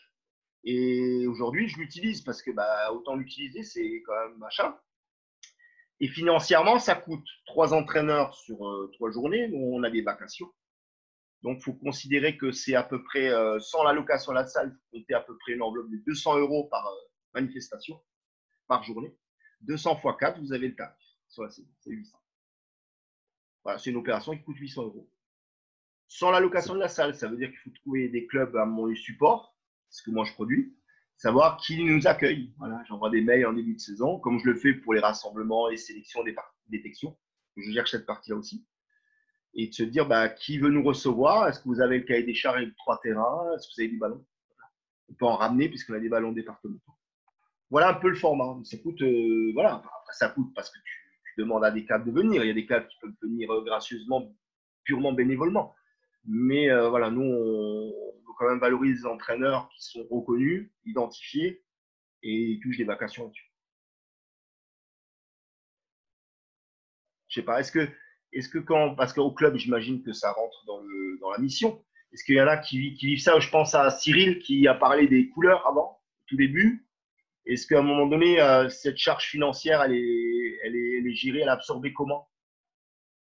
Alors, nous, on est peut-être un peu à la marge. C'est que le bénévolat au niveau de l'Orne, puisque je fais partie de l'Orne, au niveau du comité, quand on organise ça, est très présent. à aujourd'hui. Donc, du coup, financièrement, on n'a pas trop d'impact, puisque de toute façon, financièrement, chaque club et le comité n'a pas un budget énorme. Et donc, la politique du département, c'est de vraiment tenir les bénévoles. Et bon, voilà, je pense qu'on le dit tous, mais voilà, la passion fait que voilà, on arrive à quand même donner du temps pour ces choses-là. Mais voilà, c'est de plus en plus dur, évidemment, mais on arrive encore à tenir. Aujourd'hui, on fait un peu encore le village gaulois, un peu comme toi, sur ce point de vue-là, parce que quand on regarde un petit peu dans les autres départements, voilà, la charge financière est de plus en plus présente. Chez nous, pas encore complètement. Et tant mieux. Enfin, on arrive à monter plus facilement ces opérations-là. Ce que je voulais dire par là, c'est que ce n'est pas non plus des choses qui sont infaisables. Je veux dire, si à un moment donné, tu veux reconnaître identifier des entraîneurs qui viennent régulièrement et qui ont, voilà, qui supportent cette opération, à part le lancement, puisqu'il y a peut-être des pins à faire, il y a de nouveau des carnets à avoir. J'en ai pas parlé, mais on a fait faire des t-shirts. Là, c'est par exemple un BAT qu'on avait créé, tu vois, avec des t-shirts avec le passage des murs, avec le logo qui va bien. Voilà. C'est l'ancien logo du CDLB 68. Mais on a fait faire, voilà, on a fait faire au moins un petit polo que quand tu arrives dans la salle, les trois gus t'attendent. Bonjour, bienvenue, vous avez vos carnets. Alors les gamins ils viennent et ils te déposent leur carnet. Des fois, ils ont les pins accrochés, tu sais. Hop, comment ça, t'as pas ton carnet? Alors tu regardes, attends, prends soin. Hein. T'as pas signé, je dis. Parce que là, tu demandes nom, prénom, date de naissance, le club, téléphone des parents, on ne sait jamais, parce que des fois, tu poses le gamin et on ne sait jamais, voilà. Et sa signature, voilà. Et sa petite photo qui va bien là. Et donc ce carnet, je leur dis souvent, je leur dis gardez-le, parce que quand vous serez plus grand, ben, ce sera, voilà, vous vous en souviendrez. Voilà, c'est un peu cette démarche-là. Donc au départ, oui, il y a un lancement au départ. Mais après, voilà, c'est de l'entretien. Je pense que c'est quelque chose qui n'est pas infaisable. Notamment au niveau des grandes régions qui ont peut-être des agents de développement et que ça pourrait rentrer dans leur process, dans leur carnet. Voilà, c'est quoi? C'est 6 heures sur une journée, 6 fois 4, 24, c'est 24 heures sur une saison. Ça rentre. Hein. Ça rentre relativement facilement. Et Cyril, je voulais savoir, est-ce que c'est les différents passages de mire, là, tu en as fait des exemples en vidéo? Non. Pas bien. Non, je dis pas que c'est pas bien. Non, j'ai pas fait. Je suis pas bon là-dessus. Je suis pas bon. À un moment donné, c'est important aussi d'allier les mots à l'image. Oui, j'ai pas fait. En fait, je me dis, ça peut être intéressant pour l'entraîneur lambda, bénévole, la maman ou le papa, mais qui n'est pas du tout volleyeur. Mais il y en a ça, qui entraînent des jeunes comme ça. Et d'avoir le vrai exemple, etc., ils vont peut-être mieux le comprendre aussi des fois que par les mots. Et ça peut permettre aussi de leur donner envie de faire ce qu'il faut à l'entraînement pour que le jeune puisse passer les différents passages de mire. Tu as raison. Tu as raison. Par contre, j'insiste sur une chose. Je l'ai déjà dit, mais vraiment, je ne sais pas si tu n'es pas encore là. J'insiste là-dessus. Il faut vraiment que celui qui gère cette opération-là ait vraiment le sens de l'explication. Parce que quand le gamin est réussi, tout va bien. C'est quand il ne réussit pas que ça ne va pas. Alors, on est d'accord. Il faut avoir vraiment les mots. Il faut avoir vraiment les mots pour expliquer. Oui, mais ça, Cyril, c'est l'entraîneur professionnel, ça. Hein? Je dis ça, c'est l'entraîneur professionnel ou le bénévole depuis X années. Non, on peut être confronté. Je pense que c'est là-dessus où je parle. Tu sais, c'est mon cheval de bataille. Je pense qu'aujourd'hui, si le volleyball veut se développer, il faut qu'on aille là-dedans. Sur la pédagogie, c'est. Ah, mais je suis entièrement d'accord. Essentiel. Je suis entièrement d'accord, mais je pense, dans tous les cas, que en fait, ce qu'il y a, c'est que la pépite, tu peux l'avoir dans le club, justement, qui est entraîné par la maman qui n'a jamais fait volley. C'est vrai. C'est vrai. Donc, si eux, ils ont un exemple et qu'ils ont dit, et qu'on leur dit, regardez ça. Alors après, évidemment, hein, ça peut aussi les inciter à venir faire une formation d'entraîneur, à faire une formation d'encadrement pédagogique, etc. Mais peut-être que, voilà, on ne peut pas… là, on discute entre entraîneurs qui connaissent déjà pas mal le volley. Mais peut-être que ça peut être intéressant justement pour les personnes lambda. Et on en est confronté. Enfin, moi, quand j'allais sur les plateaux, j'en voyais justement des fois certains qui ne savaient pas servir cuillère alors que ça faisait 6 mois qu'on était au volet. Des fois, je me permettais de dire ah, vous voulez que je leur explique 2-3 trucs? Ouais, ok, bah, allez-y. Et après, ils réussissaient tous nos services, même contre mon équipe. Mais à la rigueur, tant mieux, quoi. C'est pour ça que je pense sur les opérations comme ça, quelle que soit l'opération, je le répète, ça mérite un encadrement digne de ce nom, c'est-à-dire avec le cachet faisant foi, pour que, à un moment donné, les gens qui le gèrent sachent d'une le maîtriser, si donner le cadre et le maîtriser, et de deux, avoir cette capacité de ne pas se dire, toi tu l'as pas, tu vas sur le bord à la droite, quoi. Et surtout pas faire ça. C'est-à-dire que c'est à manipuler avec précaution. Mais si on le manipule bien, c'est vraiment, je le disais en préambule, c'est vraiment quelque chose qui peut être en valorisation et en fidélisation extraordinaire. Voilà. D'ailleurs, Cyril, les passages de mire, tu proposes les 5 niveaux dans la même journée. Mais Oui, du alors, coup, oui, qu'est-ce pardon. qui se passe s'il y en a un qui au niveau 1 ou au niveau 2 ne rentre pas dans les critères? Tu l'envoies quand même faire les 3, 4, 5 en lui disant voilà, c'est pour essayer, apprendre ou pas du tout? Non. Alors, c'est une bonne question. C'est vrai que je n'ai pas abordé la question. Donc, pour moi, c'est une journée et 2 demi-journées, avec le temps du repas qui va bien. Donc, 1 et 2, le gamin qui réussit la 1, il attend pour faire la 2.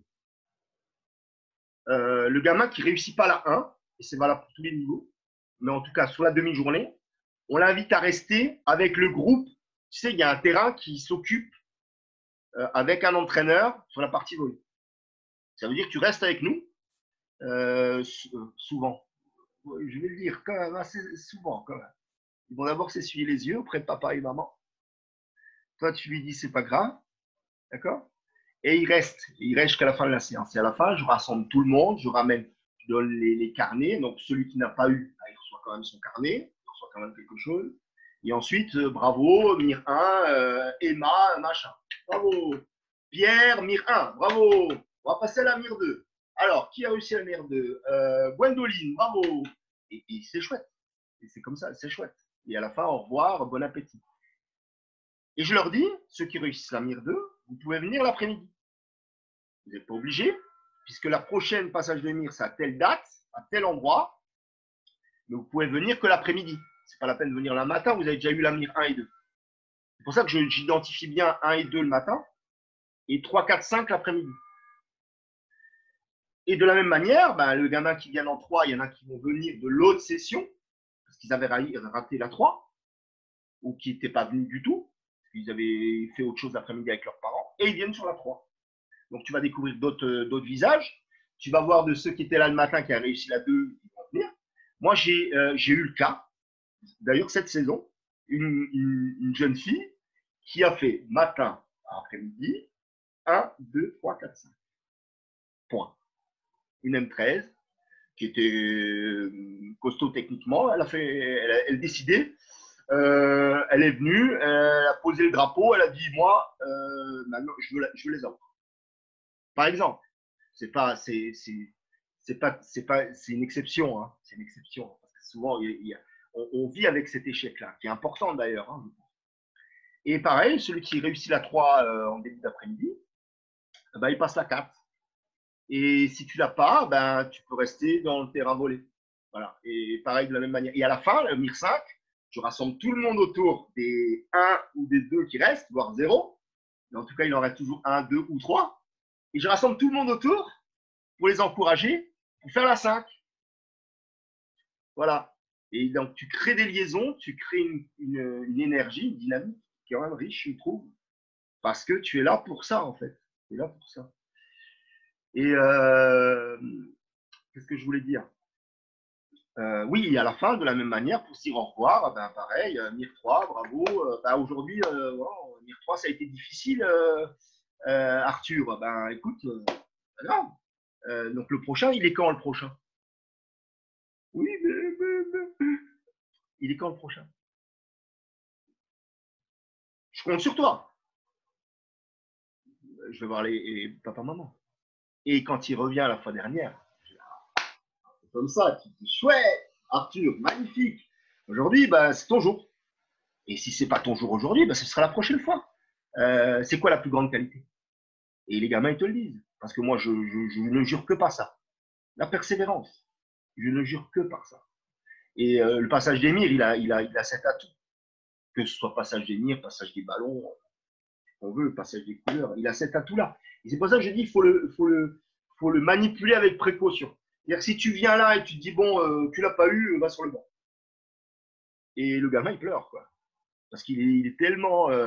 Le stress, et tu les vois, les gamins qui sont tellement envie de réussir.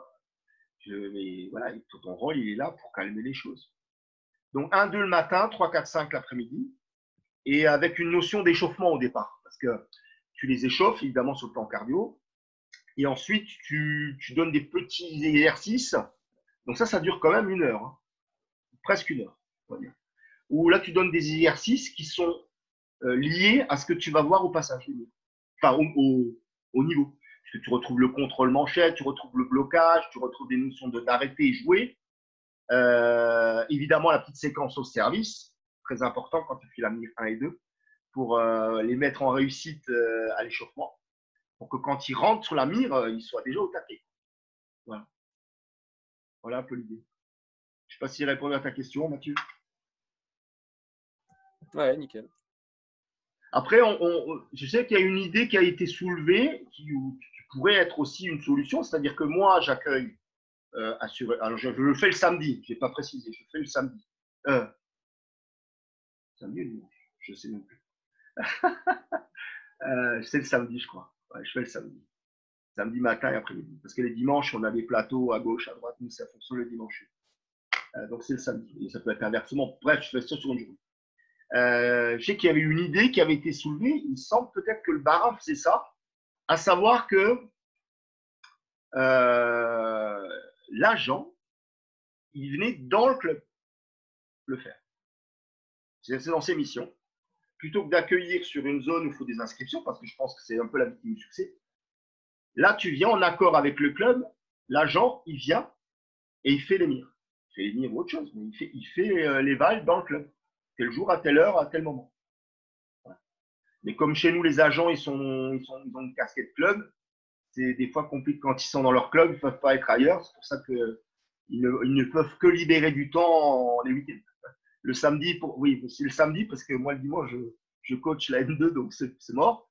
Donc, c'est le samedi. Ouais. Cyril, là, je voulais savoir, moi, peut-être que tu en as parlé au départ, la planification justement de ces mires dans l'année, c'est sur des journées où il n'y a pas de championnat M11, M13 ou c'est vraiment pour des jeunes débutants que des. Non, c'est vraiment quand il n'y a pas de. Justement, c'est pour ça que j'ai hésité, mais j'ai répondu maintenant, j'ai fait les relations parce que je gère avec 2 personnes qui sont à mon staff, on est à 3 pour le passage des murs. On a un staff de 3 personnes qu'on retrouve régulièrement. Je pense coucou à Loïc et coucou à Laetitia. Voilà, je passe le bonjour. Et à Julien à 16h quand il était régulièrement avec nous. Maintenant, ça dépend des fois. En tout cas, comment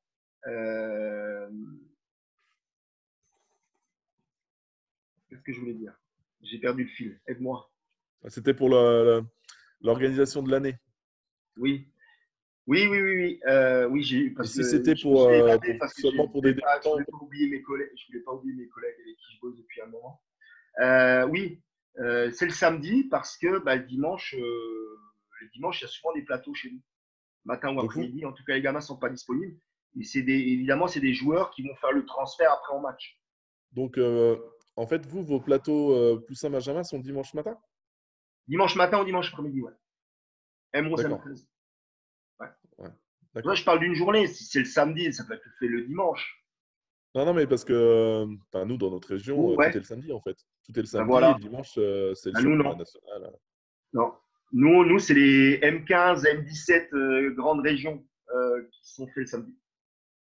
D'accord. Non, mais c'est pas. Moi, c'est pas la même chose. Mais c'est pour ça que je le fais le samedi. Mais vous, ça peut quelque chose qui. En tout cas, c'est une journée. C'est pas le samedi, c'est peut être le dimanche. En tout cas, voilà. Oui, mais je trouve que ça peut être aussi intéressant que ça soit le dimanche matin ou autre. Après, ça dépend aussi de l'encadrement. Comme tu dis, toi, tu t'entraînes le dimanche. Bah, il y en a peut-être qui sont là aussi qui entraînent le dimanche et donc du coup qui peuvent pas s'occuper des jeunes. Mais C'est ça. c'est peut-être Mais pour ça attention, d'ailleurs chez nous que c'est le samedi. pardon Pascal, excuse-moi de te couper, c'est vraiment du volontariat et c'est les parents qui ont l'information par le club et c'est les parents qui véhiculent les enfants, ce n'est pas les entraîneurs. Attention, c'est important ça. C'est Pour les une mires, démarche familiale hein, pour le passage des mires. pour le passage des mires. Oui, enfin, mais Là, quand même le l'entraîneur, dimanche. il est plus là. Enfin, s'il veut venir, il vient. Ça arrive parfois. Mais sinon, il n'est pas là. Oui, mais autrement, je pense que pour le championnat régulier, c'est le dimanche. Oui. Et Pour nous, voilà. oui, les Donc, plateaux, ouais, c'est un parce- par un tous les 4. Non? Oui, c'est ça, un par mois. Un tous Ah, les d'accord. 3 semaines. Ok, Ouais, c'est des plateaux. Ouais. d'accord. Bah, tout dépend de l'organisation régionale, quoi. C'est des plateaux et après, il n'y a que les 15 et 17 qui ont un championnat triangulaire. Tu veux Triangulaire, dire qu'ils voire même des font. fois 4 équipes de terrain. Il y a 2 matchs en simultané. Et ensuite, D'accord. les équipes se croisent. Donc, il y a 4 équipes depuis cette grande région. Ok, ils font des matchs en 2-7 alors. C'est ça. Et ça Un brasse peu comme 4 équipes, ça fait fonctionner le club. Il y a plus d'interaction, il y a 2 matchs, il faut trouver les arbitres. Mais voilà, en général, c'est les extrémités de terrain et des extrémités qui se jouent. Et il n'y a pas de problème.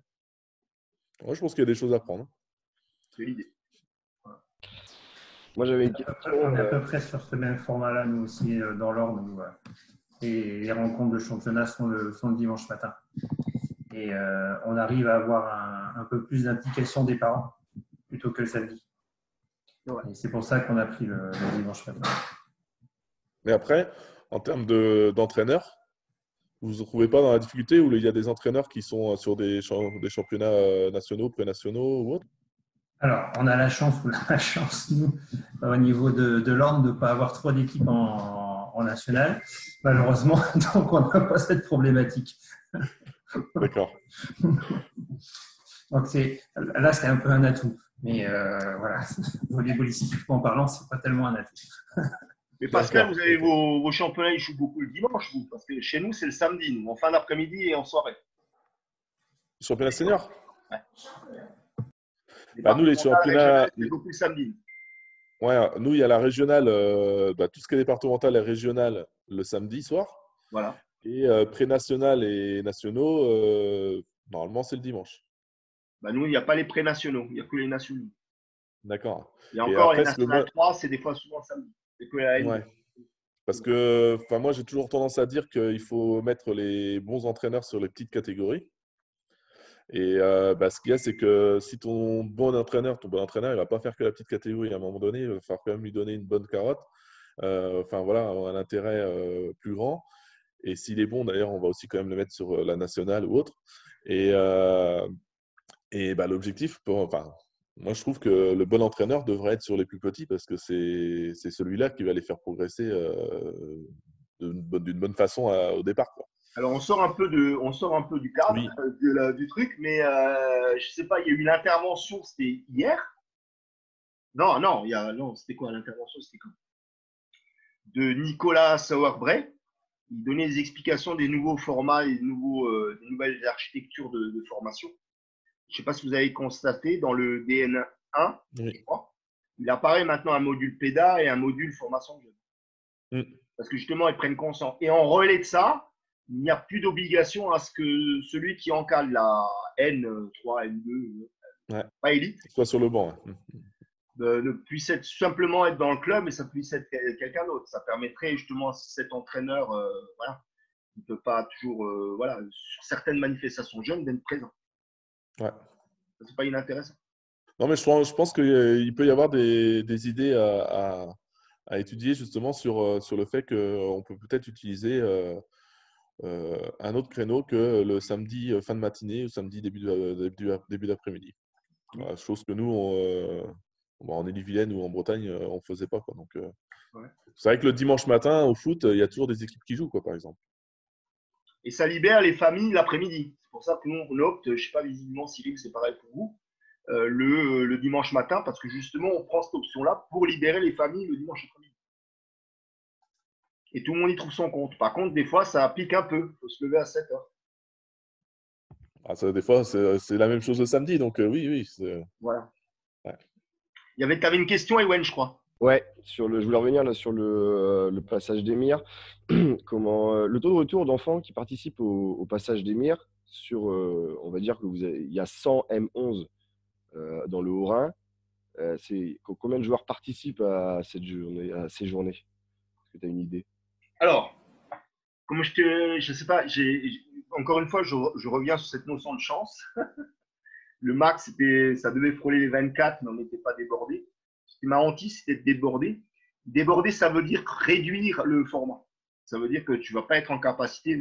Il aurait fallu préparer tout le monde en disant je ne vais pas être en capacité, on fera plus de volets que d'évaluation. Parce que l'idée, c'est de faire passer au moins tout le monde sur la première mire. Et on n'a jamais rencontré cette difficulté. Par contre, effectivement, si tu rencontres vraiment un succès, je pense qu'il faut fonctionner par une formule, un processus d'inscription préalable. Pour se dire, il n'y a plus de place, inscrivez-vous à la prochaine. Mais aujourd'hui, je n'ai pas rencontré ça. C'est-à-dire que cette notion de volontariat, comme ce n'est pas imposé, pour donner un petit peu le schéma, alors je ne maîtrise pas, je suis pas. Ça, c'est une de mes faiblesses, c'est tout ce qui est stats, chiffres, machin, mais je vais quand même t'en donner. 34 équipes, M11, départementales, x3. 3 x 3, voilà, c'est ça. C'est combien? Centaines. Combien ça fait? Bref, 34 équipes x 3. 102. Hein? 102. Voilà. T'as pris la calculatrice. C'était pas loin, c'était pas loin. Donc, ça, c'est les M11, on ne parle pas des M13. Allez, on va partir sur 250 ou 300 gamins. Si je prends en session en 4, une vingtaine de gamins, 2 x 4, 80, on en touche, entre 60 et 80. C'est bon.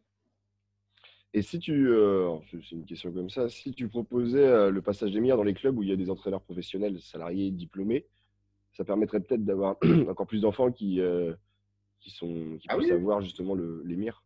Le format peut être adaptable, effectivement, avec un agent digne de ce nom qui n'est pas de casquette club, parce que c'est notre difficulté ici dans le coin. Voilà. C'est un peu la difficulté qu'on a rencontrée, mais c'est un choix stratégique de notre région. C'est effectivement quelqu'un qui n'est pas la casquette club, qui ça rentre dans sa mission, effectivement. Parce que tu comprends bien que le mardi, le mercredi, le jeudi, il a peut-être, s'il est casquette club, il va être entraîné dans son club. Il ne va pas pouvoir être disponible pour le département. Et nous, ça, c'est la difficulté qu'on a rencontrée. Sinon, j'aurais opté, effectivement, si j'avais une mission indépendante, si je peux m'exprimer ainsi, ça peut être stratégiquement une idée, effectivement. Hein? Je sais pas, j'ai répondu à ta question, Ewen? Pas trop. Vas-y, alors dis-moi. En fait, l'intérêt, c'était de, par exemple, X ou Y club, on va dire Mulhouse, Kingersheim et les clubs que vous avez par chez vous. Oui. L'entraîneur salarié de ce club-là fait passer le passage d'Émir dans son club. Ce qui permettrait, en fait, à l'agent de développement de ton département, en l'occurrence toi, il me semble, de pouvoir aller dans des structures où il n'y a pas d'entraîneur diplômé qui puisse effectuer ces passages d'Émir. Ça peut être ça peut être une formation passage d'Émir ou passage de ce qu'on veut.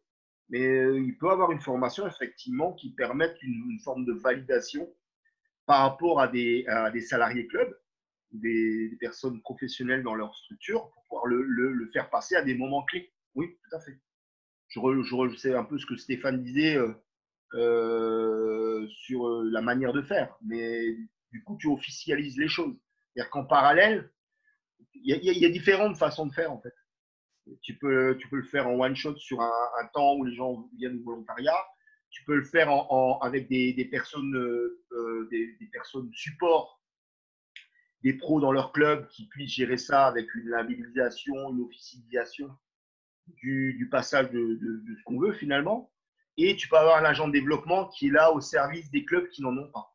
C'est ça que tu voulais dire? Ah oui, après, dans le contenu, il y a plein de choses à faire pour créer ce développement. Et je voulais revenir sur toi aussi par rapport à l'harmonisation en l'occurrence du projet des mires ou des ballons et ainsi de suite. L'intérêt serait aussi qu'un enfant qui déménage puisse toujours continuer à avoir son diplôme et à pouvoir performer sur son petit niveau, on va dire. Exactement. Et ça serait quand même chouette. Ah ben, Si on veut, c'est un peu comme si on passait le dauphin ou je sais pas quoi à la natation, quoi.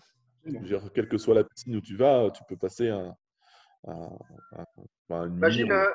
t'imagines la puissance qu'on peut avoir à l'égard, en tant que sport, en tant que tel, au niveau de la jeunesse, de se dire au volley, il y a ça. Passage de ce qu'on veut. Hein. C'est magnifique. Bon, pour l'instant, on dit à la natation, il y a ça. Pour l'instant, on dit ça. Au judo, il y a ça. Au ski, il y a les étoiles. Ouais. Voilà.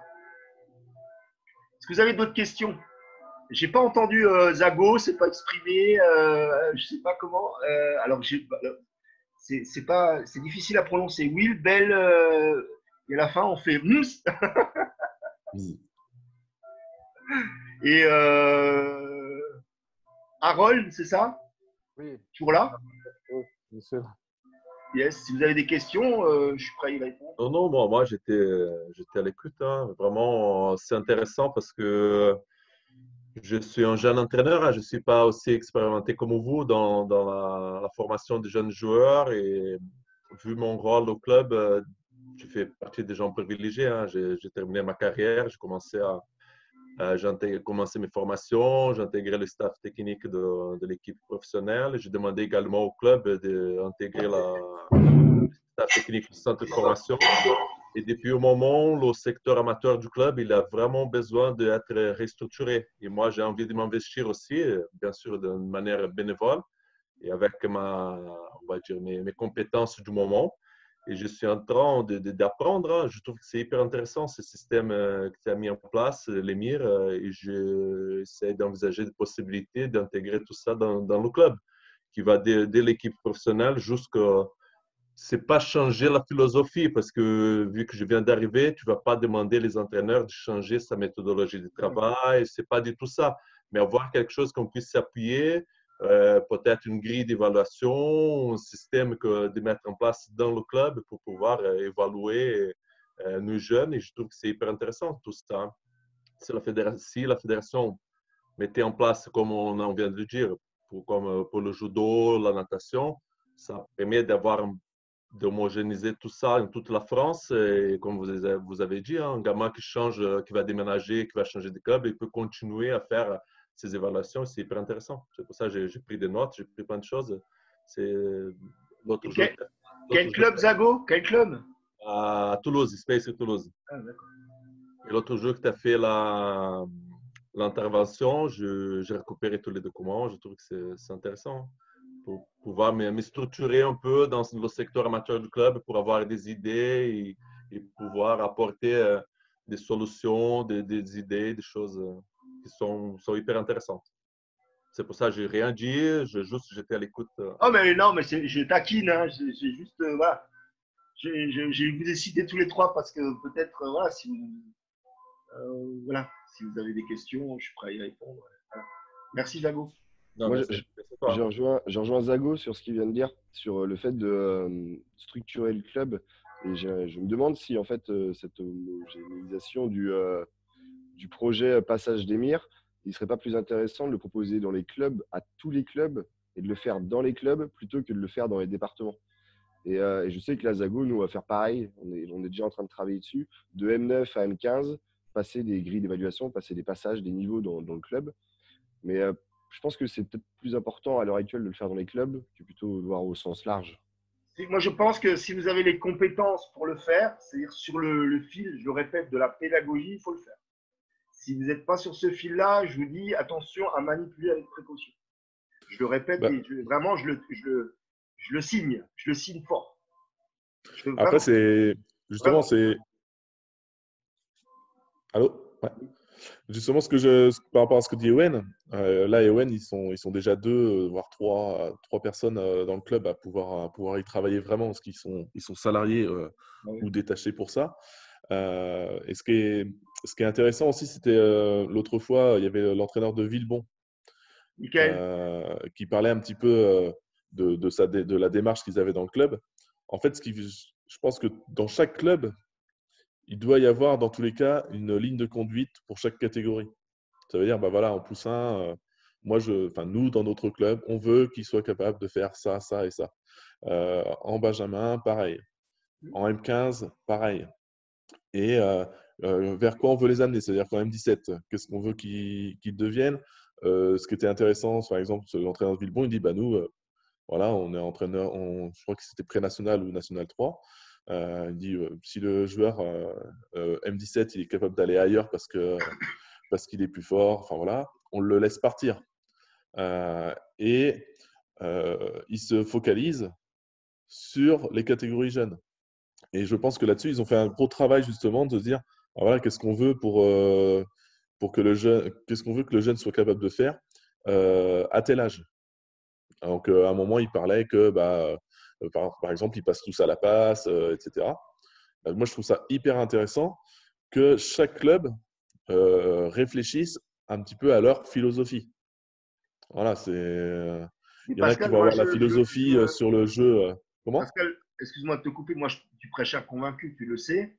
Le souci, on le sait tous, voilà, on le sait tous, si on en prend conscience, c'est que si aujourd'hui on veut gérer un développement digne de ce nom à l'échelle nationale, il faut intéresser tous les clubs et pas uniquement ceux qui ont cette démarche-là. Et Dieu sait qu'il y en aura, et tant mieux. Mais en proportion, on ne s'approchera pas du 100%. Et le but, c'est de s'approcher du 100%. Mais si déjà tu avais tous les clubs où il y a un salarié par secteur masculin ou féminin, si déjà tout cela sont structurés avec une philosophie par catégorie, déjà ça te fait moins de travail pour la TD ou autre, qui après, comme disait Ewen, il faudrait que ces agents de développement aillent principalement dans les clubs où il n'y a pas de personnes compétentes ou enfin voilà qui ont les capacités d'avoir un salarié. Pour ça, il faut avoir une écriture, il faut écrire une histoire qui soit claire pour tout le monde. Ouais, c'est ça. L'histoire, elle n'est pas claire. Voilà, on fait comme on peut. Mais on va bien le faire. Mais... En tout cas, j'avais l'impression qu'à Villebon, ça avait l'air d'être bien écrit. Quand Véronique Patin, elle a parlé aussi.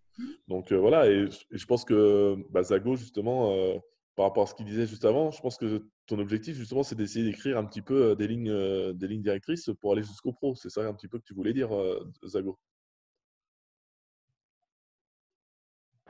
Oui.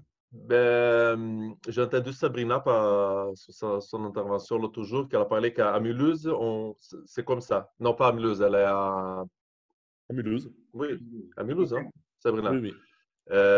À Mulhouse, à la passe, on fait comme ça. La manchette, on fait comme ça. Il y a une méthodologie d'apprentissage qui va dès l'équipe pro jusqu'à la catégorie plus jeune du club.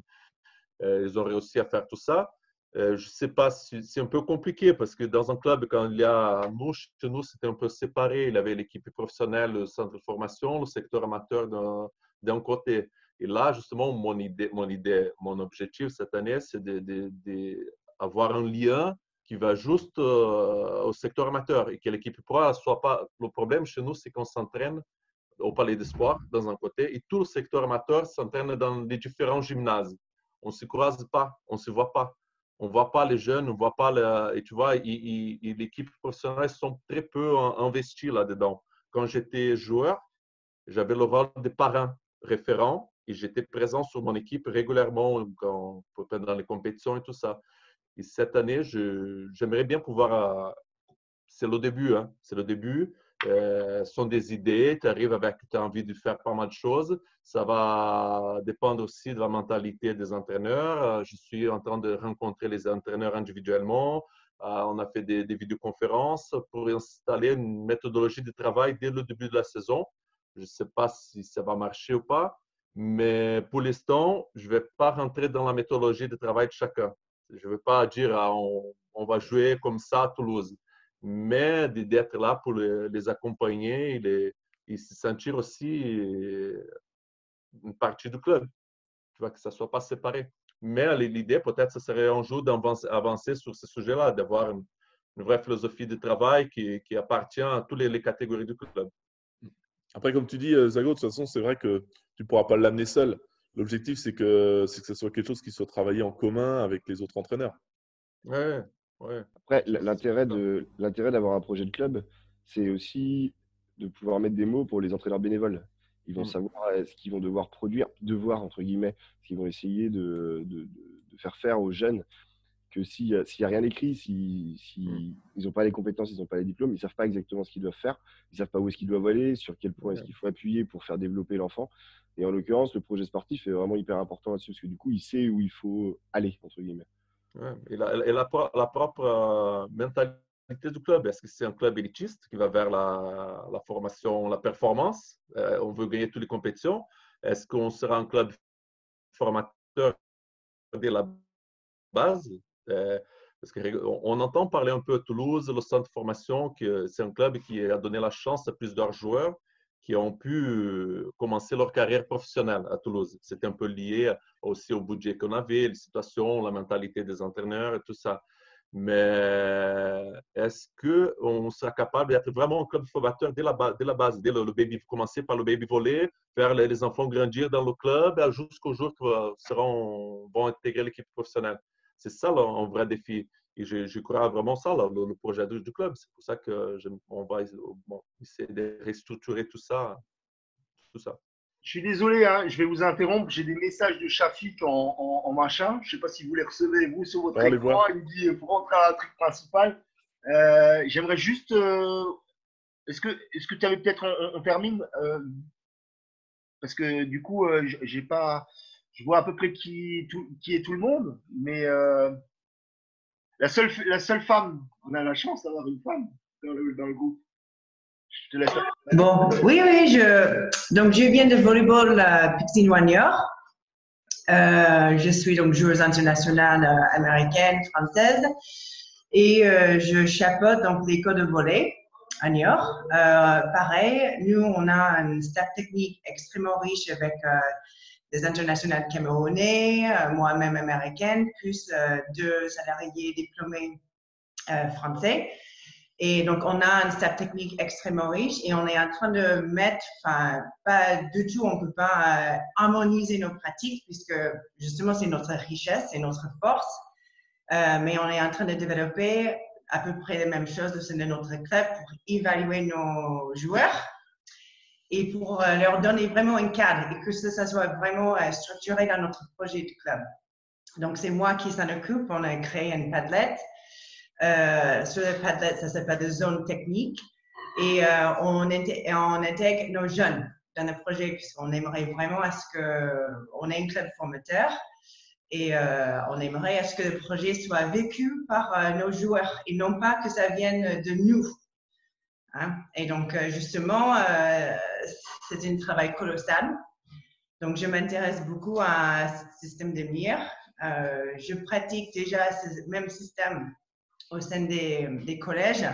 Je suis professeure d'anglais et on a des ceintures de comportement. C'est à peu près les mêmes principes avec un critère bien défini, avec une compensation, avec des valorisations envers les élèves. Et comme je me sens à l'aise, donc je me lance avec le même projet au sein de notre club. Voilà. Donc, je vous remercie, Cyril aussi, pour les informations d'aujourd'hui. C'est très riche et je vais certainement m'en servir. Puis, si un jour des FEDE nous impose, je serai sensible à ce projet. Merci pour voilà. ton intervention. Harold, il était plus là. Oui. Juste te présenter vite fait et après on va devoir se clôturer parce que voilà, sinon on va se faire taper dessus. Bon, moi, comme Zago, je suis ancien professionnel de volley. Je suis à Martigues. Donc, j'ai fait ma reconversion cette année. Donc là, je suis salarié au club et donc je m'occupe de partie amateur. Donc, c'était très intéressant aujourd'hui. Qu'est-ce que vous avez proposé? C'est très intéressant. J'ai fait ça déjà, mais un petit peu des évaluations statique, non, physique, mais pas dans le volley. Donc là, peut-être je vais essayer de proposer aussi parce que je trouve intéressant d'avoir comme le judo, comme tout ça. Donc, on savoir les niveaux et on donne des récompenses. Ça, c'est très intéressant. Je pense que c'est bien pour eux. Ils vont se motiver beaucoup plus pour essayer de monter un petit peu plus le niveau. Ça, je vais essayer de mettre en place ça dans mon club. Super. Merci en tout cas pour votre présence. Antoine, tu viens de quel club, toi? Il est là. Ouais, je suis là. Pardon, c'est un peu la merde informatique. Je suis intervenu, mais voilà, j'aurais été sensible à savoir d'où tu viens. Ouais, actuellement, je suis au club de l'Arago de 7. Et j'entraîne la N3 et les M17 en garçon. L'Arago de 7 qui avait, je dis maintenant au passé, hein, puisque ça existe peut-être toujours, l'Aragoland à l'époque. Ça existe encore. C'est toujours François Stoll qui gère. Et franchement, c'est top ce qu'elle fait.